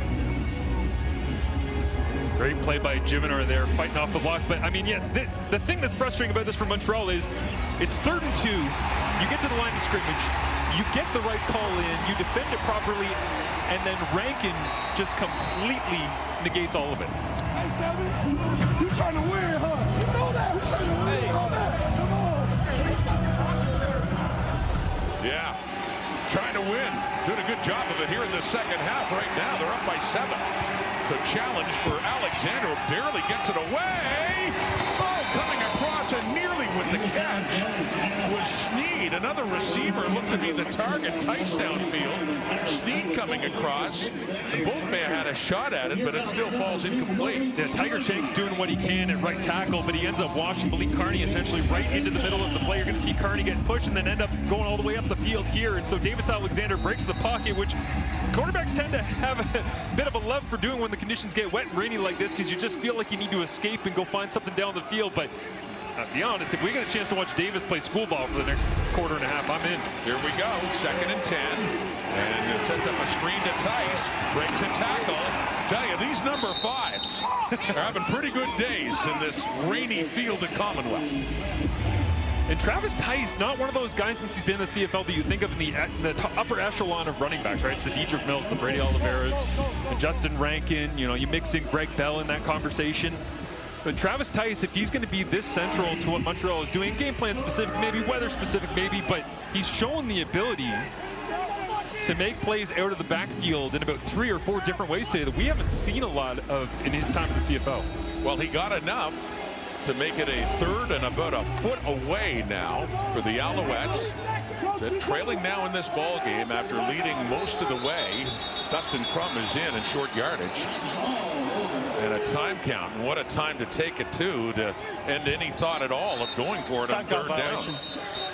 So Zima's going to have to come on. They're going to have to punt this ball away. It feels like Montreal was so frustrated by the spot of the football. Montreal has called a timeout before the time count violation. Timeout, Montreal. Okay, well, there you go. So they might have a shot at the 1st down now. Yeah, they took a little bit of extra time getting the personnel package in to go in short yardage because they were kind of in discussion with where maybe they thought it should have been a 1st down in the first place. But regardless, the timeout, and they'll set up again. But again, deep in their own end here, just trying to regain a little bit of momentum as Edmonton's offense is rolling with Rankin all of a sudden. Just an onslaught that started in the final drive of the first half for Edmonton. Down 13-0. The drive capped off with a touchdown pass from Fajardo to Austin Mack. And they have scored 20 unanswered in this game. Great start here in the 3rd quarter. Well, Crum keeps it. So after the timeout, they go for it and get the 1st down. Again, the Montreal offense combined 67 points in the game against Toronto last week. 900 passing yards all the way. Just a completely different requirement and feel of game, but you expected that because these are the 2 teams that play the most with 6 offensive linemen, run the most play action run, they screen pass the most in the Canadian Football League. So Montreal having to show a completely different side of themselves here today, but trying to answer the bell. Well, they answered it in Hamilton in week 1 and against Toronto. They've come back twice to win it. There's a pass again to Tyson Philpott and a good yardage after the catch to pick up another Alouette 1st down. And again, if you can't throw it down the field, the wind and the rain is into your face, then why not get it to Tyson Philpott as they're going to cross here with Lawrence, and then I love this release from Davis Alexander. 1 step, rip, on target, upfield shoulder. You get your receiver in space. Offensive line downfield trying to help out as well. Donnie Ventrelli ends up sliding his way across the turf at the end of that one. But any way you can get Philpott the ball, it's likely going to end in a 1st down. Up to the 47 now, the Alouettes. 3.5 minutes to go until 3/4 time deep. Down the right and knocked away nicely by Cordell Jackson in close coverage there on Philpott. Good defensive play, Edmonton. Coming into this ball game, Tyson Philpott 3 of 3 on contested catch opportunities, led the Canadian Football League in that metric, and this one will go down as a victory for the Edmonton defense. And Alexander trying to stretch it almost a little halfway between the back shoulder and trying to throw him upfield. Well, we've seen with that combination so far, when it's Tyson Philpott, even with someone all over him, it's still a catchable football. Absolutely. So 2nd and 10 now. Getting away from the rush, taking off to the left, and throws on the move, and it's out of bounds, incomplete. Intended targets there. Ferdinand was there and Philpott. To no avail. They'll be punting, and then a little exception taken there. Alexander to Jordan Williams. It was a nicer conversation at the end of the 1st half, right? Yeah. That one a little bit more intention behind it, I would say, but it is raining sideways, and it is not sideways in favor of the Montreal Alouettes right now. Alexander and the offensive line fighting for every little ounce of turf that they can claim, but the conditions are just brutal when you're going into it, and Edmonton trying to take advantage here for the next 2.5 minutes. They'll get the ball back still with time. You're right, a dominant third quarter by the Edmonton Elks. Lee comes in and looked like no yards there, but he does push it up across the 35. And don't see a flag out on that return by Lee. Fajardo and the Elks, and a whole lot of Rankin, and a 7-point lead. As well, Mandrusiak started his tenure with the Elks, Eskimos at the time, obviously, in 1971 as a ball boy, worked his way up to equipment manager, and ran his time with the green and gold till 2020. Was brought back last year as a team ambassador and historian. You can catch him around Commonwealth doing tours with season seat holders. He's at practices. He's wearing his signature shorts just like he is today, despite the conditions. Had a chance to chat with Dwayne, and he's in good spirits after receiving his ring and the honor. So good to see Dwayne Mandrusiak, who Jason Maas said is the first guy he thinks of when he thinks of this organization. Oh, Tom, yeah, first guy a lot of them think of. And I'll tell you, in this game, Rankin with the Alouettes defense is thinking of trying to find a way to stop him. But that is a great story about Dwayne Mandrusiak, part of the identity, you know, March, of this organization going back to the early 70s and all the glory years of then the Edmonton Eskimos and now the Edmonton Elks. Yeah, the amount of work it takes to be an equipment manager in the Canadian Football League. Like, I've talked to Drew Stoshine that works for the Hamilton Tiger Cats. He's like, yeah, you know, we load up the truck and then we got to travel and then we do this and then we tear down and then we set it for the players and they never, and it's like, man, you think about the amount of time that you have to spend to care enough to make sure every player is taken care of, that the organization is in the best shape possible, that when people show up, their gear is exactly where it's supposed to be, when it's supposed to be there, as they wish for it to be.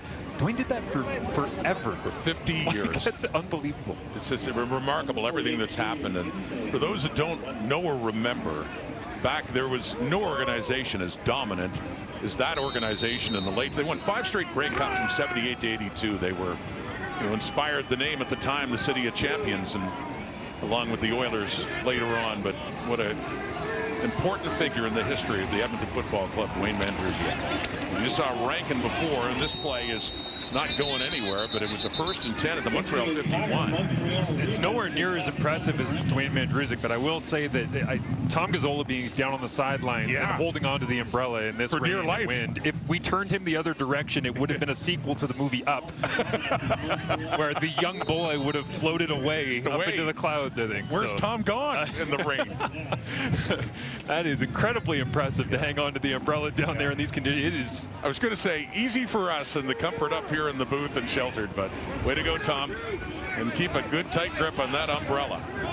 The rain coming and going, coming hard at times. From the Alouette 52, Fajardo throwing off, going up and getting it and hanging on to it. Despite being hit hard, is Josh Cephas, one of the new receivers for Edmonton, with his first catch of the game, and it is a big one. He took a hit from Lorenzo Burns, who's still down. Yeah, I think this might have been friendly fire. Was it Micah Awe that was flying out from middle linebacker? And you see the out stick, and then Cephas is going to bend it back in, and Awe is going for the shot, and unfortunately, looks like 20 catches it from his own guy that time, but what a throw from Fajardo to Cephas, and again back spiraling, and yeah, just clipped, and you heard the pop in real time. And always standing there to look over his guy. One of the hardest hitters in the Canadian Football League, and when the angles of football are inevitable when you're flying out from middle linebacker. Sometimes that is going to happen, but you can see the expression on Jason Maas's face, just concerned, because he knows that when Awe hits, it's never a light dose. Renowned hard hitter Mike Awe coming back to the Alouettes this year and getting the start with the injury to Tyrese Beverette. They juggled things at linebacker. Awe had a great play in special teams last week in a big block punt that ended up being a Montreal touchdown. So good to see Burns, the starter in the boundary corner, getting up after, as you say, friendly fire from Awe, and after a great catch by Cephas in his first year out of University of Texas San Antonio. It likely means Don Cowles comes into the ballgame, or we could see Jonathan Sutherland get an opportunity here as well, listed as the backup free safety behind Nate Beauchemin, who's taken all the reps at that position early on this season for Montreal. Well, the bottom line is Edmonton on the move. The last 3 drives before this, 9 for 70 yards, 5 for 72, 5 for 70, all touchdowns, and here they come again. Back to Rankin. Trying to feel his way through. He does not give up, but that time he just can't get away. They got him down low. The tackle was Corey Roberson who had him wrapped up and on his feet. This time, to me, it's a little bit of hesitation from Jeffrey Canton-Arcus coming off the edge, and because of the touchdown that was scored where Justin Rankin ran away from Najee Murray and Isaac Adeyemi-Bergley, you can almost tell that Canton-Arcus kind of comes off the edge and he's like, do I even bother diving down in? Do I stay patient? I think Rankin makes you question just about everything you do fundamentally on defense. 2nd and 9. The Alouette 28. Canton-Arcus chasing down Fajardo. He does get rid of it. He throws it away. And so it'll be a 3rd and 9 coming out and a field goal try to see if they can make it a 2-score game on the final play of the 3rd quarter. And what a quarter it was for the Edmonton Elks. Down at 1 point 13. Late touchdown at the end of the half. And then a couple of touchdowns, long runs by Justin Rankin. And here we are with 15 to go. The Elks trying to get to 2-0 to start the season. Here are the numbers. The Elks have the lead after that great 3rd quarter march, and they're pressing for more at a time where Montreal's defense suffered some key injuries. Yeah. For me, Montreal in week 2 against the Toronto Argonauts, they scored in the 1st quarter and then they didn't score again until the 4th, and they had 20 points, right? They just piled it on. Edmonton used the conditions to their advantage in that 3rd quarter. Wind at their back. Yes, it was raining, but at least it's flowing with you. Total different monster right now if you're the Edmonton Elks trying to close this thing out going into the weather. They're going to change up their game plan, right? You're going to change the way you deliver the football. You're going to change the way that you're calling the game. Your receivers have got to be more predicated on the idea of having to block down field and take care of business, but they can tag another 3 on here and start to make this a little bit of a grind for the Montreal Alouettes to get home. The 4th quarter begins. Vincent Blanchard will try a field goal just across the 35 to see if he can make it a 2-score game. And that momentum for the Elks continues. That is 23 unanswered points. After trailing 13-0, they now have a 10-point lead over the Alouettes. Well, the 2026 FIFA World Cup will continue tomorrow. Spain taking on Saudi Arabia. That's at noon Eastern time. And then Belgium faces Iran at 3, followed by Uruguay versus Cabo Verde at 6 Eastern time. The day will wrap up at 9 Eastern. New Zealand taking on Egypt. That's live from Vancouver. You can watch all the matches on TSN, CTV, and Brave. I should have let you in earlier. Should have let. How about Canada? How about the 6-0 victory over Qatar? Unbelievable. And there's Ferdinand in for the Alouettes at receiver.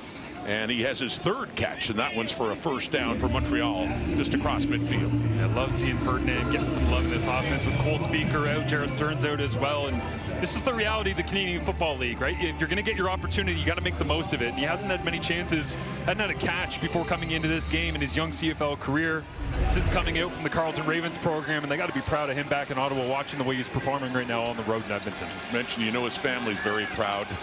He never got to see his father, Denny, who played in the CFL for 8 years, who passed away, sadly, before Kasim and his twin brother were born. But to see him out in the field now in the rain in Edmonton and catching passes, that's intended for fullback Jacob Mason falling incomplete. Yeah, it's an unbelievable story to think that the familial connection to the Canadian Football League, and despite not being able to actually meet your father, to play in the Canadian Football League. And I mean, you see a little 6-yard completion, whatever it is, over the middle, and the average fan goes, oh, whatever, it's a nothing play. But that's not a nothing play to him to be in this game. 3 catches today, Marsh. They're the first 3 of his CFL career. Amazing. His father, Denny, played for the old Montreal Concord, the Ottawa Rough Riders, the Saskatchewan Rough Riders as well. From the Edmonton 53 and a 2nd and 10. Alexander to the right. It is caught by Alexander Hollins down at the 30. So down 10 all of a sudden. Here come the Alouettes. And I love the route combination on the outside here. It took a lot of time and development, but Tyler Sneed ends up kind of running vertical as he shifts out there from Malik Carney. Fakes the little out route, sticks back to the inside, but on the outside it's a comeback route. Lots of time from the offensive line. You see inside goes Sneed, draws some coverage. And then Hollins just kind of hiding along that sideline, and here comes Montreal once again. Alouettes rain driving down at Commonwealth to the Edmonton 30, trying to swing the momentum back. They have been under siege since late in the first half.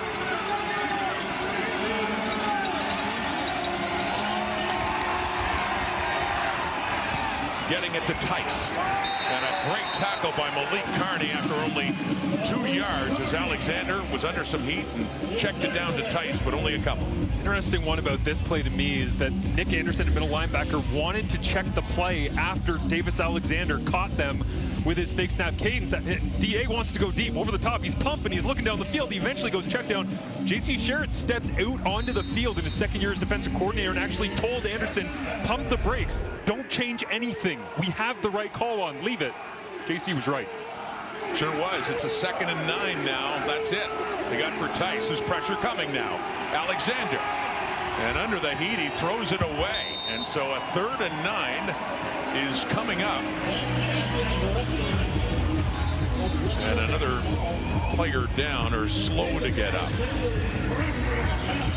A little skirmishing behind the play that time. Some linemen getting tangled up in the wet conditions at Commonwealth, but a good defensive stand that time by J.C. Sherritt, his defense. So Jose Maltos Diaz comes on, and 2 for 2. Yeah, he had that 50-yarder back in the first quarter to get things started, and this much closer. Zima to put it down just inside the 37 to get them back to within 7.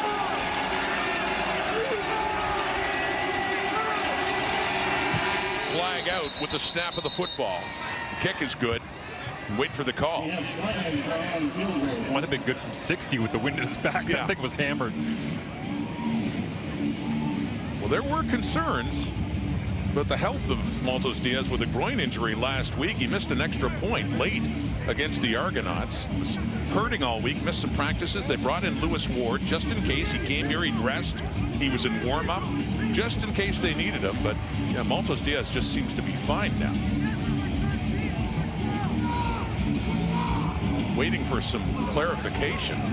The way things are lined up, they're going to need to kick this again.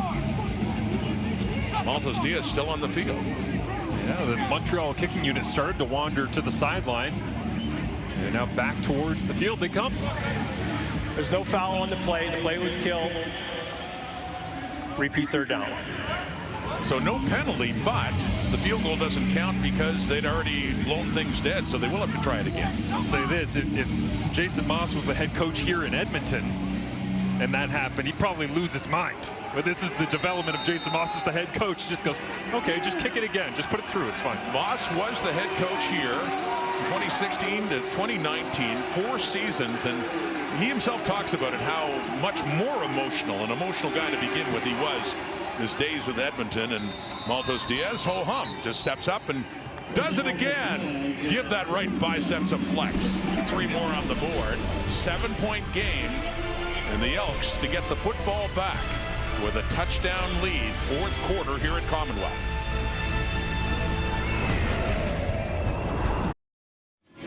The last time Edmonton's football team had a winning record, that man Jason Moss was their head coach. In 2019, they won their opener, and then this against BC. Here's Greg Ellingson from Trevor Harris, a touchdown, and they improved to 2-0, and a handshake there for Devon Claybrooks. But Jason Moss, that was his last year, Marsh, as head coach of the Edmonton Eskimos at the time. Yeah, so fortunate to be around the Canadian Football League long enough to see development of coaches and understanding of the game. And Mark Killam fits into that as well, right? Now being the head coach in Edmonton and seeing him start to get used to the role from his time in Calgary and make the move and grow and change. And Moss has certainly done that in his next opportunity here in Montreal. Okay, back to Justin Rankin. What a game, what a half he's had. Rankin with that carry to get it up to the 45. But yes, with Killam trying to reestablish a winning culture here in Edmonton. And they got 1 W and looking for number 2 tonight. Look at the 3rd quarter numbers for Justin Rankin. He is just unstoppable once he gets into that rhythm.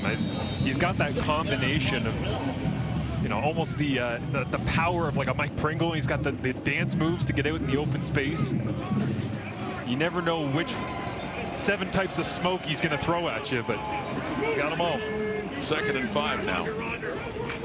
Fajardo Has time as he rolls to the right, now being chased and lofts it off, and no, out of bounds. Touched there by Bubba Bolden, but incomplete. Third down coming up. As Moss watches on with his offense ready to get the football back inside 11 minutes remaining down a touchdown, you start thinking about the fact that he had to come into the organization in Edmonton where he trusted the people that were around and thought it was the perfect opportunity, the ex-quarterback, and he wanted it so badly, but his journey needed to take a different shape. And how special would it be for him to come in with Davis Alexander, who he chose with Danny Machocha to take over for Cody Fajardo, and if Davis can lead another game-winning drive just like he did last week against Toronto.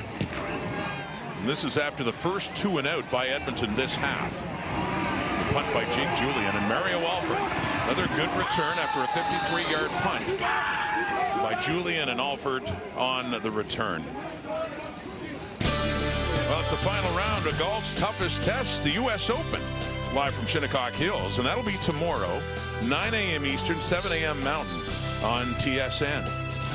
I sold my clubs. You did? Yep. I should have sold mine. I stubbornly keep them. Tempted to throw them in every pond I see or put another ball in, but I assume that's why you sold yours. I work all summer. Oh, okay. Oh, I thought you were going somewhere that's bad at golf like I am. That's caught by Philpott.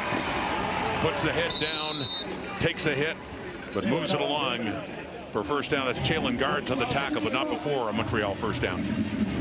You're watching the 5th Tyson ever drafted in the Canadian Football League as Philpott rolls underneath, makes the grab, consistent as ever. In honor of Dwayne Ford, I have to ask you a draft trivia question. Okay, here we go. I'll let it linger. Despite being the 9th overall pick, there were 2 other Tysons taken higher than Tyson Philpott. Think that one through. We have the answer coming up. The run by Travis Tice keeps chugging, gets across midfield and close to another Montreal first down. Love it. Pounding the rock right now, the right-hand side of that offensive line. The extra offensive lineman is in. Sage Dockstader was let go by Toronto after they waited him out. Comes here to Montreal. You got Jacob Mason, the fullback out of McMaster, pounding it on the right-hand side as well. And Travis Tice running with a little bit of a different speed today. He's got an extra gear.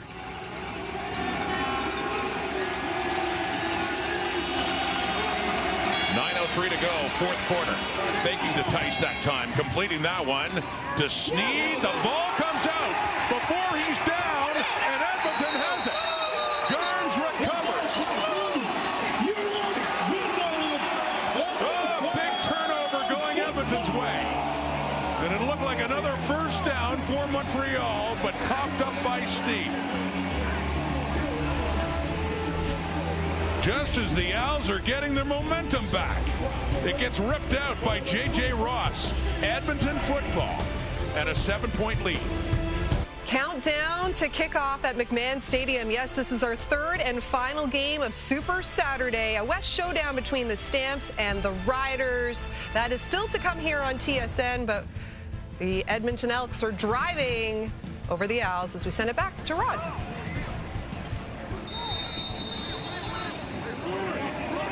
Yeah, we could have some drama here, Laura, before this is all said and done. Approaching the halfway point of the fourth quarter, Edmonton ball and turning around. Back shoulder. That's Brendan O'Leary Orange. Waits for it and a big first down for the green and gold. Back-to-back massive plays. You get the punch out, you recover the fumble, and then you get the 3 receiver side where you're showing that little quick screen look, and then down the sideline they go. But Cody intentionally back shoulders this because he doesn't have leverage to throw it up the field against Arthur Hamlin, who's in, because the injuries in the secondary right now for the Montreal Alouettes. Such a smart spot to put the football, just hanging out by the sideline into the wind and rain. They've had injuries to both corners, Kavion Ento and Lorenzo Burns. Now running the football, the Elks are with Justin Rankin, who's had a second half for the ages so far as he gets that just around the Montreal 50. And Cody did say as well coming out of week 1 in Ottawa that when they wanted to salt away the game in the fourth quarter, they had a really hard time doing it, and it was a point of emphasis for them coming out of the bye week. He said it was kind of hard to self-scout, which is when you go back through and look at exactly what you did during a bye week, because it was bad weather, because it was week 1, because there was really no film on anybody. But he said that's the one thing we zoned in on, was if we have a lead and we need to run the football, and they know we want to run the football. How do we do it more effectively? That time Montreal was all over it on first down. 2nd and 7 now after the 3-yard pickup by Rankin. Some heat coming. Bubba Bolden in. They set up a screen there to Rankin. But the Alouettes defense swarms at that time. Robert Kennedy coming in. Isaac Adiemi Berglund with the tackle as well. 3rd down ahead here for Edmonton. So impressive by Najee Murray on this play. I know he's not the one that makes the play at the end, but he kind of forces the play back inside. He's going to come off the edge right here, turn, run, and chase. And when he does, he gets, a little chip on Rankin, then recognizes the play because he's like, why did Rankin leave all of a sudden? All of the alarm bells go off, turns and runs and chases back into the play. And when you have people following that closely behind, it's like back checking, right? In hockey, they can't turn it back the other direction. Jake Julian back at the Edmonton 47. Mario Alford back for the return. His first game back with the Alouettes. They brought him in this week. Drops the ball. Edmonton's got it. Oh, what a break for the Elks. As Alford couldn't find the handle.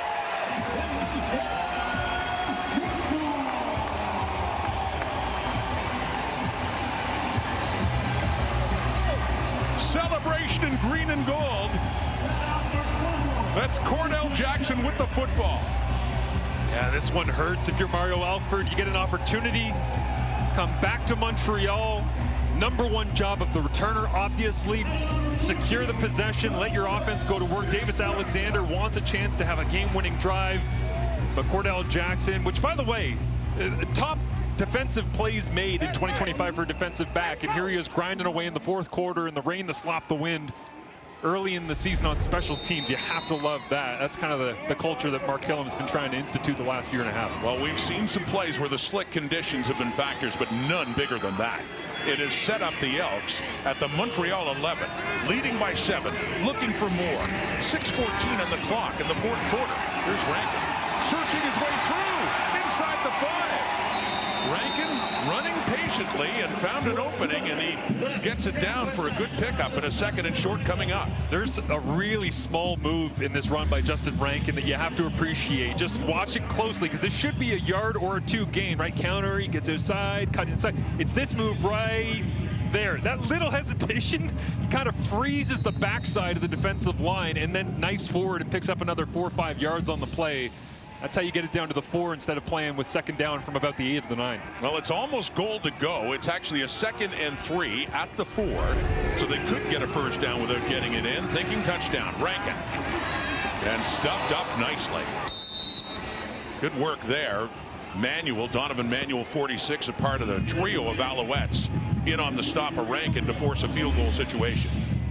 Yeah, this is one of those where Montreal says, we understand that's your best player on offense. We understand he's made us look silly a couple times today.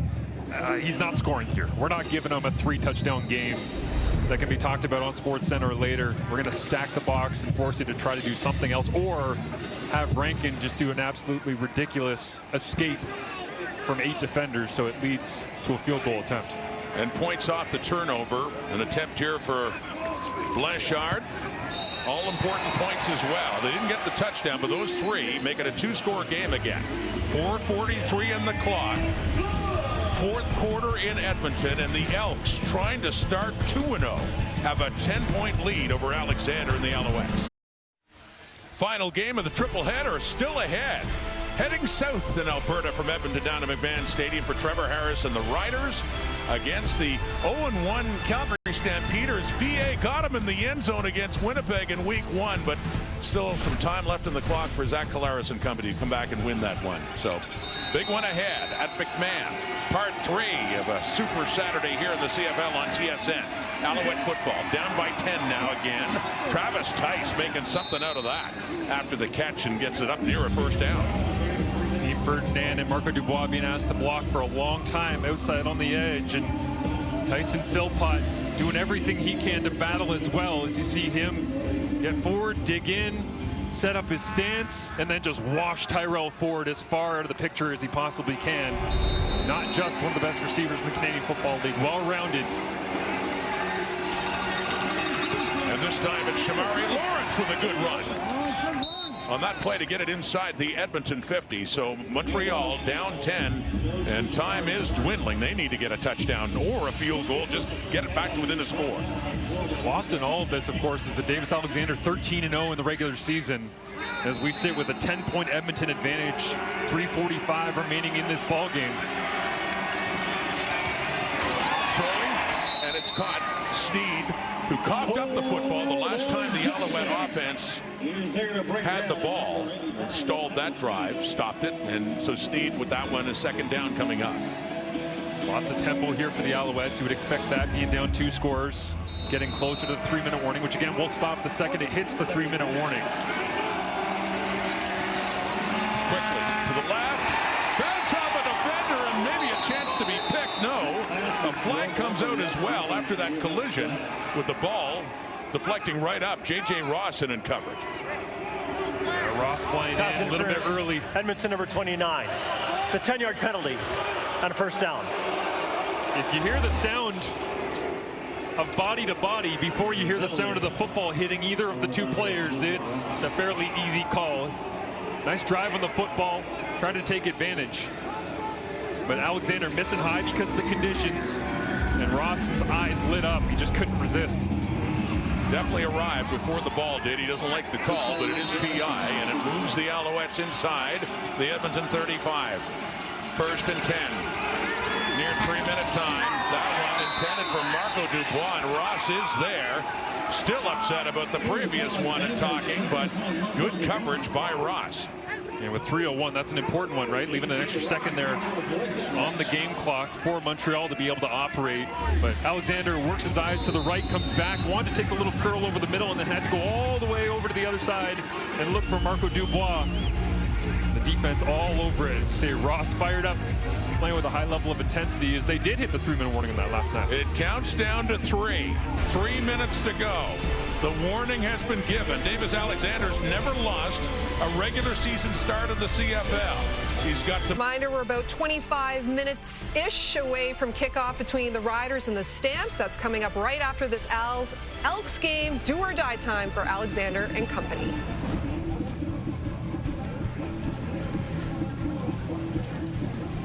Yes, Laura, with a 10-point Edmonton lead. Montreal football in the Elk zone at the 34. Needing a couple of quick scores here in the final 3 minutes to either tie the game or take the lead. But first things here, take some pressure off if they can get the touchdown first, of course. What a moment for Edmonton. A lot of losing starts since 2019. They're feeling something right here. There's a shot. End zone look. Coverage there. Flags out. Touchdown, Sneed. Oh, you gotta be kidding me. Unbelievable. And the pickup from Travis Tice is what makes this a reality. Pass interference, Edmonton 0. Penalties decline. Result of play is touchdown. Edmonton sends all the heat right down the middle. And you see Travis Tice has to step up and pick up the blitz in order to make this a reality. And even with all of that help on Joel Dublanko, it's still into 2 defenders. Previous play is under review by the replay center. Tyler Sneed digs his way underneath, and there's contact. Did he make the catch? That's what they're looking at now. It's good to me. Looked very good. Tell you what, as they take a look at this, but not only Alexander, a couple of his receivers, Sneed and Philpott especially this season, have made some remarkable catches. Does that hold up? Sure looks like it does. And again, we go back to just the having no conscience in the biggest moments, right? You and I last night at dinner, Rob, we're talking about where Davis Alexander, his mind is at all times. It's just attack, attack, find a way, attack, put up more points, go. Now, it makes him the perfect CFL quarterback, like record aside, 13-0. Well, they ruled this a touchdown, Marsh, so they've reviewed it. They'd have to see evidence that it's not a catch. Here's the decision. After automatic review by the replay center, the ruling on the field stands. It's a touchdown. Tyler Sneed, second touchdown catch of this season. Had a beauty in Hamilton as well to open things up a couple of weeks ago, but that is huge because it keeps giving Montreal a chance now. The point after from Maltos Diaz, and just under 3 minutes to go, and it's a 3-point game. So they could kick off and hope that the Alouettes defense can give that offense another chance. Tyler Sneed, not exactly the most intimidating of players when you're just seeing him wandering around pregame or, you know, wearing an Alouettes hoodie or anything else. But man, the way that he's able to fight tenaciously back towards the football, and just his awareness and body control of, I'm just going to push off and dig underneath, and he can track it so well in the air. And life still for the Davis-Alexander undefeated regular season streak. We were talking about this a couple of weeks ago in the opener. Reputation in East Carolina with the Pirates standing at 5'7", pound per pound, toughest football player out there. I mean, we've seen it before. He'll engage. He'll take on people twice his size trying to make a key block. He does not mind the dirty work, and what a great catch, too, for Tyler Sneed from Davis-Alexander. It's given him a chance, a 3-point game. With Alexander doing those things that you talked about, working their way down the field and taking another deep shot. Just so aggressive down the field. And he said to us this week that he missed big time throws in the game against Toronto back in week 2. He said, I should have had this one. I missed a wheel. I could have hit that. Like, he's constantly picking himself apart. But you go back and you look at the statistics, and it's like big time throw percentage on 20+ yards down the field, averaged at the target. It's like Davis-Alexander is one of the best quarterbacks in the CFL. And again, it's a tremendous response from Alexander and Sneed, tracking the football to get the big play they dearly needed here late in the fourth. So now what is the response from Edmonton's offense this time? That's some great responses in this game so far. Javon Leake with the ball. They still have the lead, but it's close. And Leake works his way through. Good field position to start for Fajardo and company. So go to work at around their 45.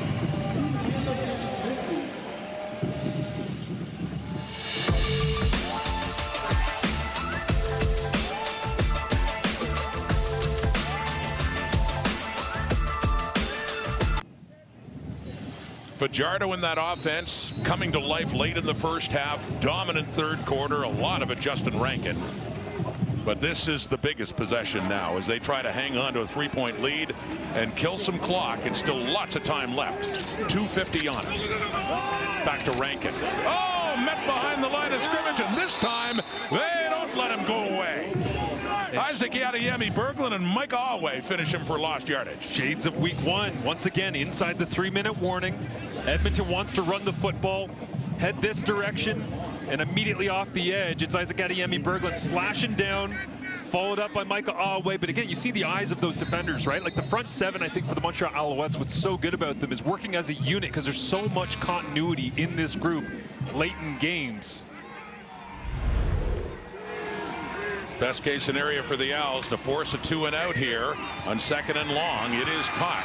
Rankin, and more good work. That's Kenton Arku to limit the damage here. It's a 3rd and long coming up, and the Elks are going to have to give it right back with still plenty of time for the Alouettes to see if they can either drive down and at the very least tie it, perhaps even win this game. Yeah, eyes to the sky from Cody Fajardo after that one, as you just know that he's hurting, realizing, oh, we got to punt it. We got to get rid of the football again. Davis-Alexander's going to get the football back, and he's going, I know that guy too well. I know that he's going to take shots. I know that they still have a chance because we couldn't convert. Took the right throw. I think it was the right read, but it's just Edmonton's offense in tough, closing out games. Back in week 1, the Alouettes had a late field goal to tie it, force overtime in Hamilton, and then got a turnover and won it at Hamilton Stadium. Here's Mario Alford. He fumbled the last one. He picks this one up. He takes off after a 50-yard punt by Jake Julian. Gets it up near the 30. So can they get close for Maltos Diaz again? Been the hero a few times. Mentioned in week 1, the field goal to win it. In the Eastern Final, a long one to beat Hamilton back last November. And for a kicker who was a game-time decision because of a groin injury, he could be getting the spotlight again. 1:57 to go, 4th quarter. Alouettes down 3 in their zone. Travis Tice. Turnabout's fair play. for the Edmonton defense up front, letting Tice get nowhere. Tremendous job by Brinkman and company. Cross and face on the offensive line. You see that back being set to the weak side into the boundary. You know if they're going to run it, it's likely down the hash or towards the field. It's exactly where it is. And for Davis Alexander, trying to keep this undefeated streak as a starter in the regular season going, this is a true test, 2nd and long. Alexander with time. The throw. Wow. Catch. Going up and getting it as Tyson Philpott. Yet another big grab. He's at 1 in each game so far, at least this season. No pulse on Davis Alexander. Backed up in the rain, the wind. Just look for 6 and rip it. Alexander to Philpott. Up to the Montreal 45. Minute and a half to go. Underneath, Tice. Travis Tice puts his head down, and he works for more. Another good pickup on first down. It'll be a 2nd and short again. And I think if Alexander Hollins was running that go route on the outside to the right of Davis Alexander, he might have had a home run shot. But number 10 looking for his 7th game-winning drive. He's got 6 last week against Toronto. That tied Vernon Adams Jr. from Montreal history. They're only 25 back of Anthony Callio. Still plenty of time for Alexander. Clock ticking under 120. Back to Tice on the ground. Only needed a few yards. It appears he got them. Yes, across midfield. Sticks move. Another Montreal first down. And I think because of the play to Tyson Philpott, now it's downhill, right? Like you got Edmonton's defense on their heels. There's momentum. You don't have to substitute. You got your base package in. The playbook's wide open for Davis Alexander. From the Edmonton 54. Off to the right. Caught by Tice. Takes a hop. Stays in bounds a little longer. Some much needed yardage. Critical at this point, as they're at the very least trying to get in Maltos Diaz's field goal range. Alexander looking to the officials, confirming clock and timing situation and saying, okay, we got time to huddle up. Call this thing in. Is out to the flat routes. See Travis Tice slipping. They keep Marco Dubois in as a pass protector. But then the athleticism over the top, one leg skip, hop and a jump. 58 yards is the career long for Jose Maltos Diaz. Within that range, he's a 50 in this game. Back to Tice. And up the middle, and head down again. And another first down on that 2nd and short. Oh, and Tice is down and is going to need some assistance.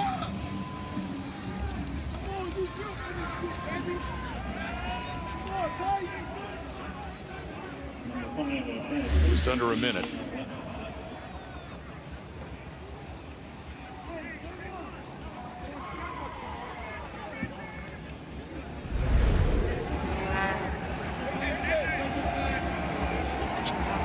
Tremendous afternoon that he's had.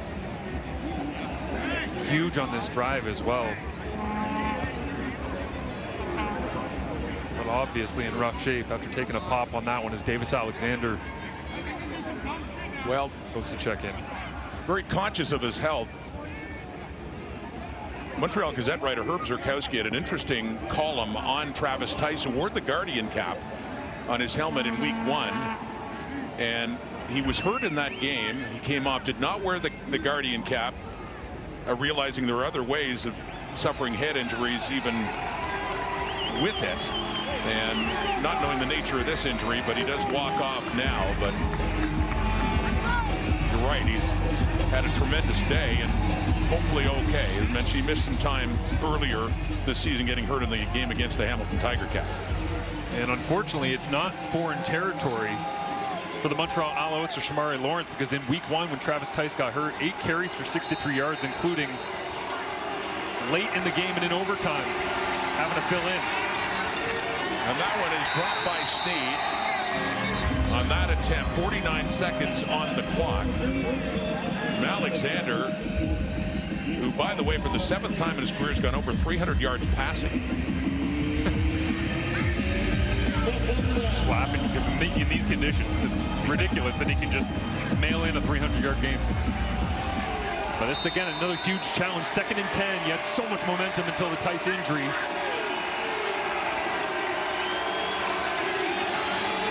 From the 38 of Edmonton, Alexander gets away. Wide open, and out is Tyson Philpott. Lobbed it in there for a huge first down.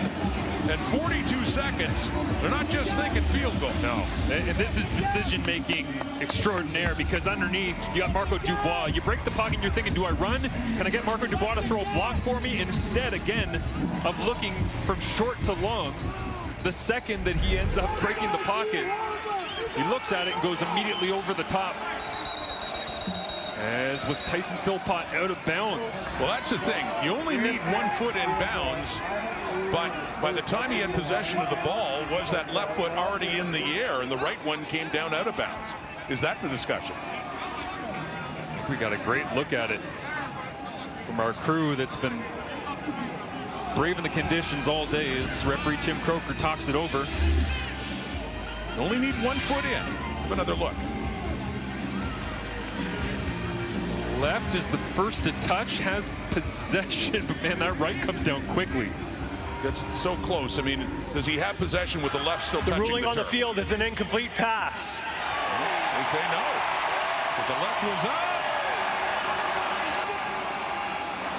If that right foot's off the ground, that's the thing. The previous play is under automatic review by the replay center. The previous play is under automatic review by the replay center. So they announce incomplete, but now they're reviewing again. And yeah, when we look at it again, Marsh, if that left foot is still touching when he has possession, that should be a catch. Yeah, it all comes down to whether or not that right foot was off the ground as the left foot caught it, because it looked like we had that freeze frame of possession and the left foot down. But where is the right when he has possession?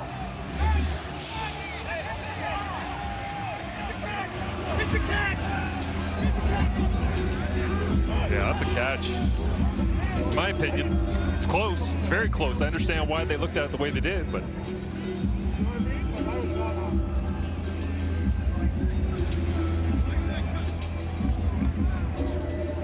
review center, a critical review. They've come to this decision. After automatic review by the replay center, the ruling on the field has been overturned to a catch. It's first down. So initially, after deliberating, said it was no catch. They look at it again, and yeah, they reach the same conclusion that we had up here that you had, that it was indeed. He did have that 1 foot down, the left foot, and the right not yet touching the white line when he had possession of the ball. And what an epic drive this is by Davis Alexander in the offense, but it doesn't matter unless they finish with minimum field goal. 42 seconds. Ball comes out, and Lawrence wisely just falls on it. What a disaster that could have been for the Montreal Alouettes. Tice watching on. Stevie Scott injured, not in uniform here today. Lawrence doing an excellent job, but as I say, minimum, you need to finish with a field goal. You'd love to just score a touchdown and get out of here with the victory right now, not worry about overtime. But the worst case scenario is a turnover, and this thing is over. Well, as mentioned, shades of week 1 in Hamilton for the Alouettes, who needed a field goal to tie it and force overtime. Not giving up on the touchdown just yet. They're in field goal range, scrimmaging inside the 25. 21 seconds on the clock. Does he take an end zone shot? No. Tice back in. Good to see he's okay. He picks up a couple of yards, but we get third down coming up here, and a situation Jose Maltos Diaz is all too familiar with, to come on and see if he can force OT. I mean, we're technically co-hosting the World Cup with Mexico, so why not? Pride of Monterrey, global player Jose Maltos Diaz. Cody Fajardo already warming up on the sideline, getting that right arm loose.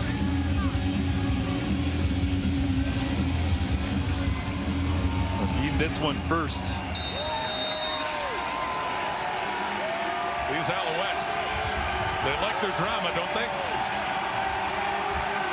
With their trusted kicker feeling well enough to kick in this one. A big one to force overtime. Up and through. Zeros on the clock and 26s on the board. Down 10 with a few minutes to go. Davis Alexander's 13-0 in the regular season. They get the touchdown to Snead, They get the excellent hold by Joseph Zima. I'm going to say, the way he reached out for that in slick conditions. The Owls won't die. That's what we've learned early this season. They refuse to go away. You're right. How about that job by Zima to make sure he can get it down? We changed the ball. We got one more man. You guys keep it. And no, they won't. And recall, and there's Maltos Diaz, and man of the hour again. And could he be called one more time in overtime and heading off into the 10th? I know it's a three-phase game. I know their defense got the stop and forced Fajardo to check it down, but that dude right there, Davis Alexander, like he gives. Dwayne Ford always says this, right? Your organization takes on the character of two people, your head coach and your quarterback. Jason Moss and Davis Alexander are some of the most fiery people that exist in Canadian football. They also happen to be the brain trust of this Montreal team, and the entire roster takes on that personality. So the coin toss coming up now. Let's see who gets first possession in this overtime.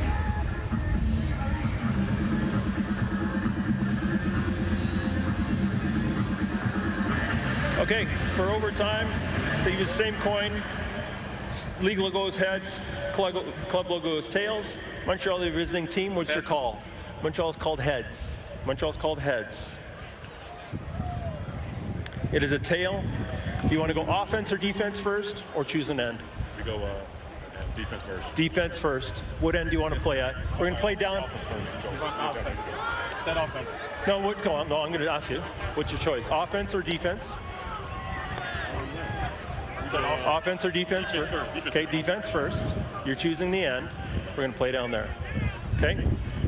Quite a Edmonton's moment from playing Malik defense Kearney with Tim Croker there. And usually we see a team that wins the toss go on defense first. As we get a look at the overtime rules. That, by the way, when you win a contest, that's why they do the skill testing question, to make sure you're eligible of the million. Teams will play a maximum of 2 mini games. Each team will scrimmage from the opponent's 35. These are the same overtime rules with one distinction. There are no more ties. After a touchdown, it has to be a 2-point conversion like before, but if still tied after the mini games, alternating 2-point converts will be attempted until there is a winner. No more ties in the Canadian Football League. I love it. I love it. Fight through, find a way, finish. And the Montreal Alouettes, free football. They got no complaints. They're just happy to still be here, have an opportunity to move to 3-0. Well, in their game in Hamilton, they started on defense, and after a fumble, they recovered that, knowing all they needed was the field goal to win it. It was all in the first mini game, first possession. They start on offense this time from the 35. Overtime in Edmonton, 26-26. With the big comeback late in the fourth quarter by Montreal. So here we go. Alexander fakes to Tice, rolls to the right, completes it to Ferdinand. Kasim Ferdinand, with his first CFL catches, gets another one there in this game to get it down to the 25 and close to a first down. I think that was Robbie Smith that was coming off the edge there. Number 40, you see, is he's going to slide his way down the line. Jacob Mason gets hands on him, and so Davis Alexander sees a free edge, takes it, finds Ferdinand. Excellent gain on first down. Montreal staying ahead of the sticks as they've done through the first 2.5 games here. Just a couple inches away from renewing it, getting another first down. Second down in inches. So Alexander just stays in shotgun. Hands off to Tice. And looked like furthest advancement might have had the first down, but it looks like he ran into a brick wall.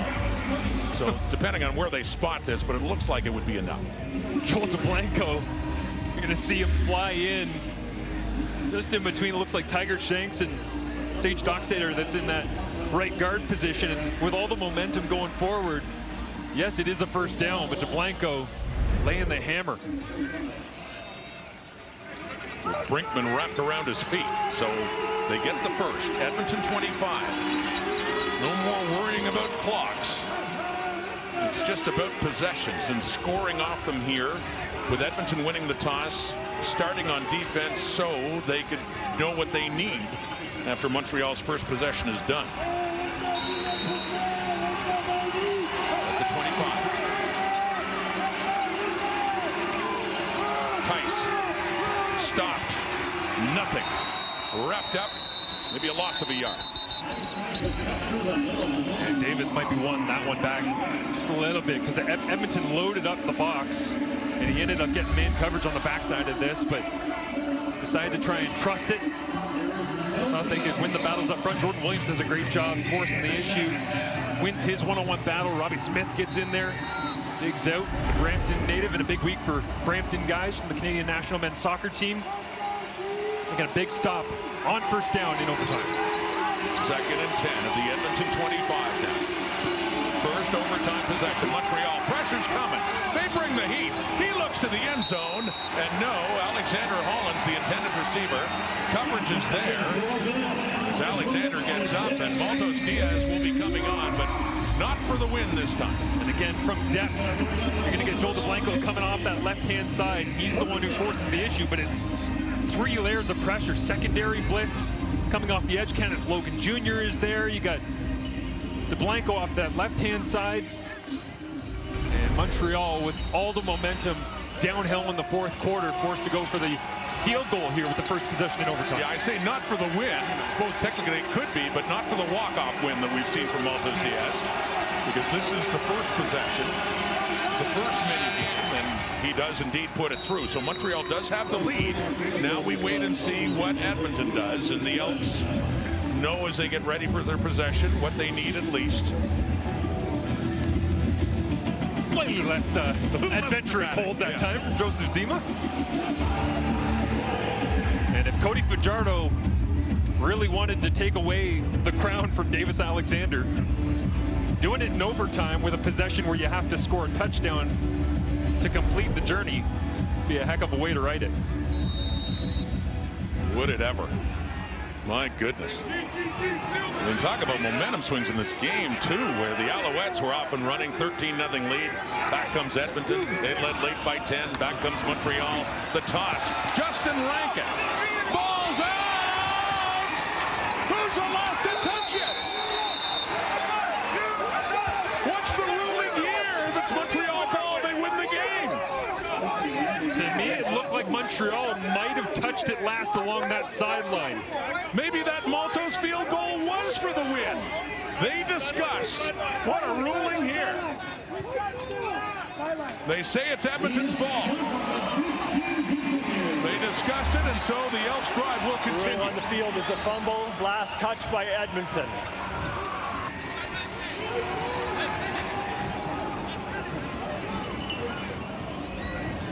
Rolling, Edmonton. Matt couldn't get on top of it. Lineman. Oh my goodness, that's close. How do you call that? And look who's involved at the end. Montreal's Nate Beauchemin as well. We saw him before force a turnover being the last to touch it. That was so close. I mean, it was recovered by Brendan Bordner. Plays under automatic review by the replay center. He was the one that came away with it once he had already crossed onto the white paint of the sideline. But it's about who touches it last before it hits that sideline, right? And that is razor thin. This is unbelievable that a game could be decided based on a review here if it's ruled that the Alouettes were the last to touch the ball. I gotta be honest, I think Micah Awe was the one that pushed it towards the sideline where it gets recovered by Brendan Bordner, because Beauchemin is right there. He touches it. Oh, that is just so close. Bordner, Beauchemin, Awe in there.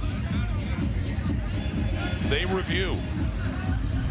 Does this game play on, or is it over? After automatic review by the replay center, the ruling on the field stands. First down, Edmonton. I mean, I can't disagree, because how are you supposed to call it? I don't know how you could overturn that. That's the thing. You're right. The call was Edmonton ball. It's like a jump ball in basketball where two players are hanging onto it with both hands on both sides. We're still playing inside the 20, 1st and 10. The Elks, Fajardo, Austin Mack, inside the 10. Gonna have a 1st and goal. And Edmonton with a chance to win it if they can get into the end zone. Coming right towards you here, Austin Mack. Crossing behind the line of scrimmage, block everything down. Fake it to Justin Rankin. You get Adiemi Berglund and Micah Awe to bite on it. And how sweet would it be for Mac to get his second of the ball game to ice this one? They tried that time, earned a fresh set of downs, goal to go. The Edmonton Elks haven't started a season at 2-0 since Jason Moss was their head coach in 2019. Trying to get to 2-0 if they can get into the end zone. Faking to Rankin. Fajardo keeps it. Touchdown. Edmonton wins.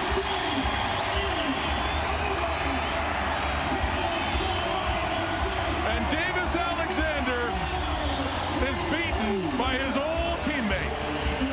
Finally losing a regular season start. What a moment for Cody Fajardo. Never going to be the big stat guy. Disrespected by people across the league. Can't win the big one, can't do this, can't do that. But he knew he had a golden opportunity this week as Fajardo slips out the back door because Joshua Archibald double plays and says, Fajardo's not really going to keep it, is he? In overtime? In crunch time? You bet he will. What a way to end it. And they had to wait a little bit longer for a sweet victory for the Edmonton Elks.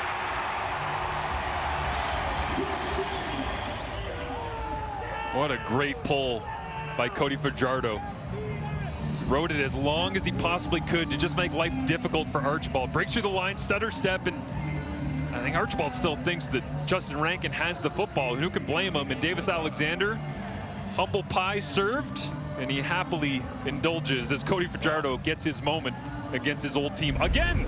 Well, they're good friends. They stay in touch, and a lot of admiration for each other, Fajardo and Davis Alexander. And you know, Tom was talking about it before. We were talking to Cody Fajardo earlier this week. He was smiling, thinking he has a chance to be the one to end this remarkable series of starts for Davis Alexander. And he did it, and he scored it himself in that final play. The Edmonton Elks, relative to the past, it's